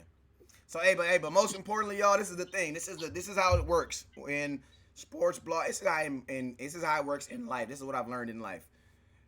Your truth is your truth until something that comes that supersedes your truth. Then you have to adjust your truth. But I'm gonna tell you guys what happens. Last year I was debating a guy. He said Tony Romo has only won one play. He's only been to the playoffs one time. And I said, that's not true. Oh no, it isn't. How are you gonna follow a guy that's only been one time? I'm like, that's not true. I showed him the stats. The guy said, well, I still don't like him. No, that's not how it works. If there is a fact and someone comes out and shows you that fact is not factual, you have to adjust the way you give your opinion, or you're gonna be pushing a lie. Yep. And that's why. And then guess what? Just as adamant as you go against saying that Dad's got to get out of here, you got to go just as hard when people push that lie back. No, you can't do that. You can't do that. Can't do that. Why? We're not gonna believe that. Just like that's why the other day, me and Boss Cowboy was getting so upset because it's not necessarily upset, but we like, yo, we can't keep bringing athletes on here and begging these guys to tell the truth. Don't get on here and tell us, oh yeah, everybody was love. I love Jerry Brown. Like that doesn't help me none. Like, you know what I'm saying? Just getting on here and you telling me you love everybody. I mean, don't get me wrong. Don't throw the organization under the bus, but like be real so that we can understand what's going on. And that's why I love Roy Williams, because he was a number one pick. This dude has millions of dollars, so he ain't hurting for nothing. But he wanted the truth to be out. And I'm going to tell you the number one thing I took from Roy Williams is this. The Dallas Cowboys promised him, Jerry Jones promised him that he would give him something that did not cost anything. And that was just to simply walk onto the field and retire a Cowboy. And 6 years later, Jerry Jones still has not done it. So don't talk to me about the scouts is not useful. Serious Cowboy fans out to uncover truth. It's called job security, baby. Yeah, and the last thing I'm gonna say too before we cut out is let them know where you from too. Absolutely. The last thing I'm gonna say before we cut out is this: West Coast is not gonna spend a lot of time talking about the 20% that's in the way of 6. We know that we have a great 80%. We love LVE. We know Dak can do it. We love Zeke. We love Cooper. We know all of that is good. But you know what we spend our time on? Trying to fix that 20 to 10% that's in the way of 6. Yep. When people listen to us, they might sometimes think that we're Debbie Down as a negative. No, it's the quite opposite. We're just putting all our attention on the things that's in the way of 6. And that's out of love. So you can find Boss Cowboy, especially on Twitter, because that's where I'm starting to put out my new information, especially these articles that's getting ready to be released, putting it out on Twitter. And it's Cowboy_Boss is my handle, okay? But everywhere else on Facebook, on YouTube, on Instagram, I'm not really using those things yet, but I'll be using those maybe some point in the future. That's everything is going to be at Boss Cowboy Sports. Hey, so, my boy Joe Trantrina gave you a shout out. He says, I said the same thing about Dak getting $28 million, but then Boss Cowboy slapped me, so I know better now. yeah, and it's out of love, Joe. And we thought we was being nice by saying 28. Like, I was like, Boss, why can't you just take 28? Why do you got to say 30? Like, what's wrong with 28? Then I realized, yeah, he's not going to take 28. Yeah, they could have gotten him on 28, but that's a whole nother story. But they could have gotten that's a whole nother story. If they signed Dak right after that Rams game, they get him on 27. Right. And if they, we only want, because we'll open up another conversation. But then Joe, we focused on you more so, and I focused on you because you way out of Italy. So when you're addressing somebody from Italy and you stand up to hear Cowboy information, man, it's a pleasure to talk to you, my brother. Hey, yeah, and also it was a pleasure. Hey, also it was a pleasure speaking to my boy Mike. Who's it? Mike Jones? Was it? No. Mike, yeah, my boy Mike Jones. Who? Mike Jones. Who? Hey, Mike, you got to make sure you come back. We enjoyed you, man. I remember, I'm going to give my boy Jaquez, I always use my boy Jaquez as an example because he's mostly the most newest. But there was people that inboxed me and said, man, get that Jaquez out of here. And you know what I did? I got them out of here, and Jaquez is still up in here banging. Want to know why? Because we respect folks who got the balls to say it. Because guess what, man? It ain't got to be right. But at the same time, we'll put all these informations together and the right thought will come out. You know what I'm saying? Because it's not about, that's why I say our biggest thing here is we don't do breaking news. We do accurate news. Like, I don't mind waiting an hour to get all the story. You know what I'm saying? Because then I can present it in a way that you guys is receivable, and I never got to worry about my word being trusted, man. So, hey, man, he is Boss Cowboy from Boss Cowboy Sport. We appreciate everybody that's watching on his page. Shout out to everybody that's watching on YouTube. We had a gang of people watching on YouTube. I know we had like 67 people watching on Facebook, and then we had like 20-some people watching on YouTube, so we appreciate that. Had another like 14, 15 people watching on Boss Cowboy Sports. We appreciate you guys for that. Remember, you guys, this weekend camp starts on Saturday. So Zeke actually, technically, because today is actually a travel day. So technically, he doesn't have to report today. You know what I'm saying? Right. Technically, Zeke could just get on a private jet and fly to California because they don't have to.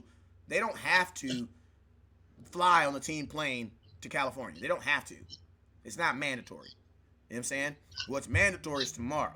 He got to be there first thing in the morning. So I could easily see, I mean, think about this. If Zeke just flies to California, that gives you what? An extra day for leverage. And that leverage is going to be even more stronger in the morning. You know what I'm saying? Hey, go ahead. One more thing real quick, real quick. Shout out to Jaquez, too, because he did his first podcast, and I listened to it in its entirety. Good job, Jaquez. I just wanted to give you a public shout out. Mike Jones. Yeah, Jaquez, very, very good job on your first podcast interview. It was great. Yeah, I heard about it. I heard you did good, man. Good job. Heard you did real good on your first. I didn't get to see it, but I heard some people that was listening to it. And I heard it was good. So, hey, shout out to Joe Trantrina. Appreciate you. Appreciate you, Mike Jones. Who? Hey, Mike Jones. Since we on the conversation and we talking about folks' money, how much? What are you giving Amari Cooper? I need to know. I need to know. Let's conclude the show. I know, but I'm just saying, just give me that number. Because I have a feeling Cooper going to probably want more than that. And when he hold out, I just want to make sure you have that same energy, Mike. And you know I love you, Mike. 281-340-004. Who? Mike Jones. But I'm just playing with you, Mike. Hey, I'm going to tell you, some of the, people who disagree with the system make the best scouts. Because you know what that means? That means ain't nobody going to be able to sell you on nothing. You know what I'm saying? Like, can't nobody sell a scout on nothing. You got to show a scout. I be putting in, and I be getting mad too. Someone's like, why y'all don't believe me? And they be like, because we scouts, bruh. Can I see it, please? I'll be like, all right, don't trip. I'll send you the film. But hey, you already know what it is, man. Never look down because the star's up. This is the longest show on record, man. 2 hours and 30 2 hours and 30 minutes, man. It was 5. worthy. Hold It on, I'm gonna was make worthy, 3 seconds, 2 seconds. Okay, 2 hours, 30 minutes. There we go. Longest show in Dallas Cowboy man. Cowboy And it was history. worthy, man, because our boys just flew off to war. Yeah, The they did. best time to go overtime. I'm Hey, glad y'all already know what it is. Blue hearts, no more red hearts. Blue hearts, y'all know what it is, man. It's wartime now. It's war season. I don't want to hear no red hearts no more. No red hearts. You already know what it is. Blue hearts. It's wartime. You already know what it is. Never look down because the star's up. Peace.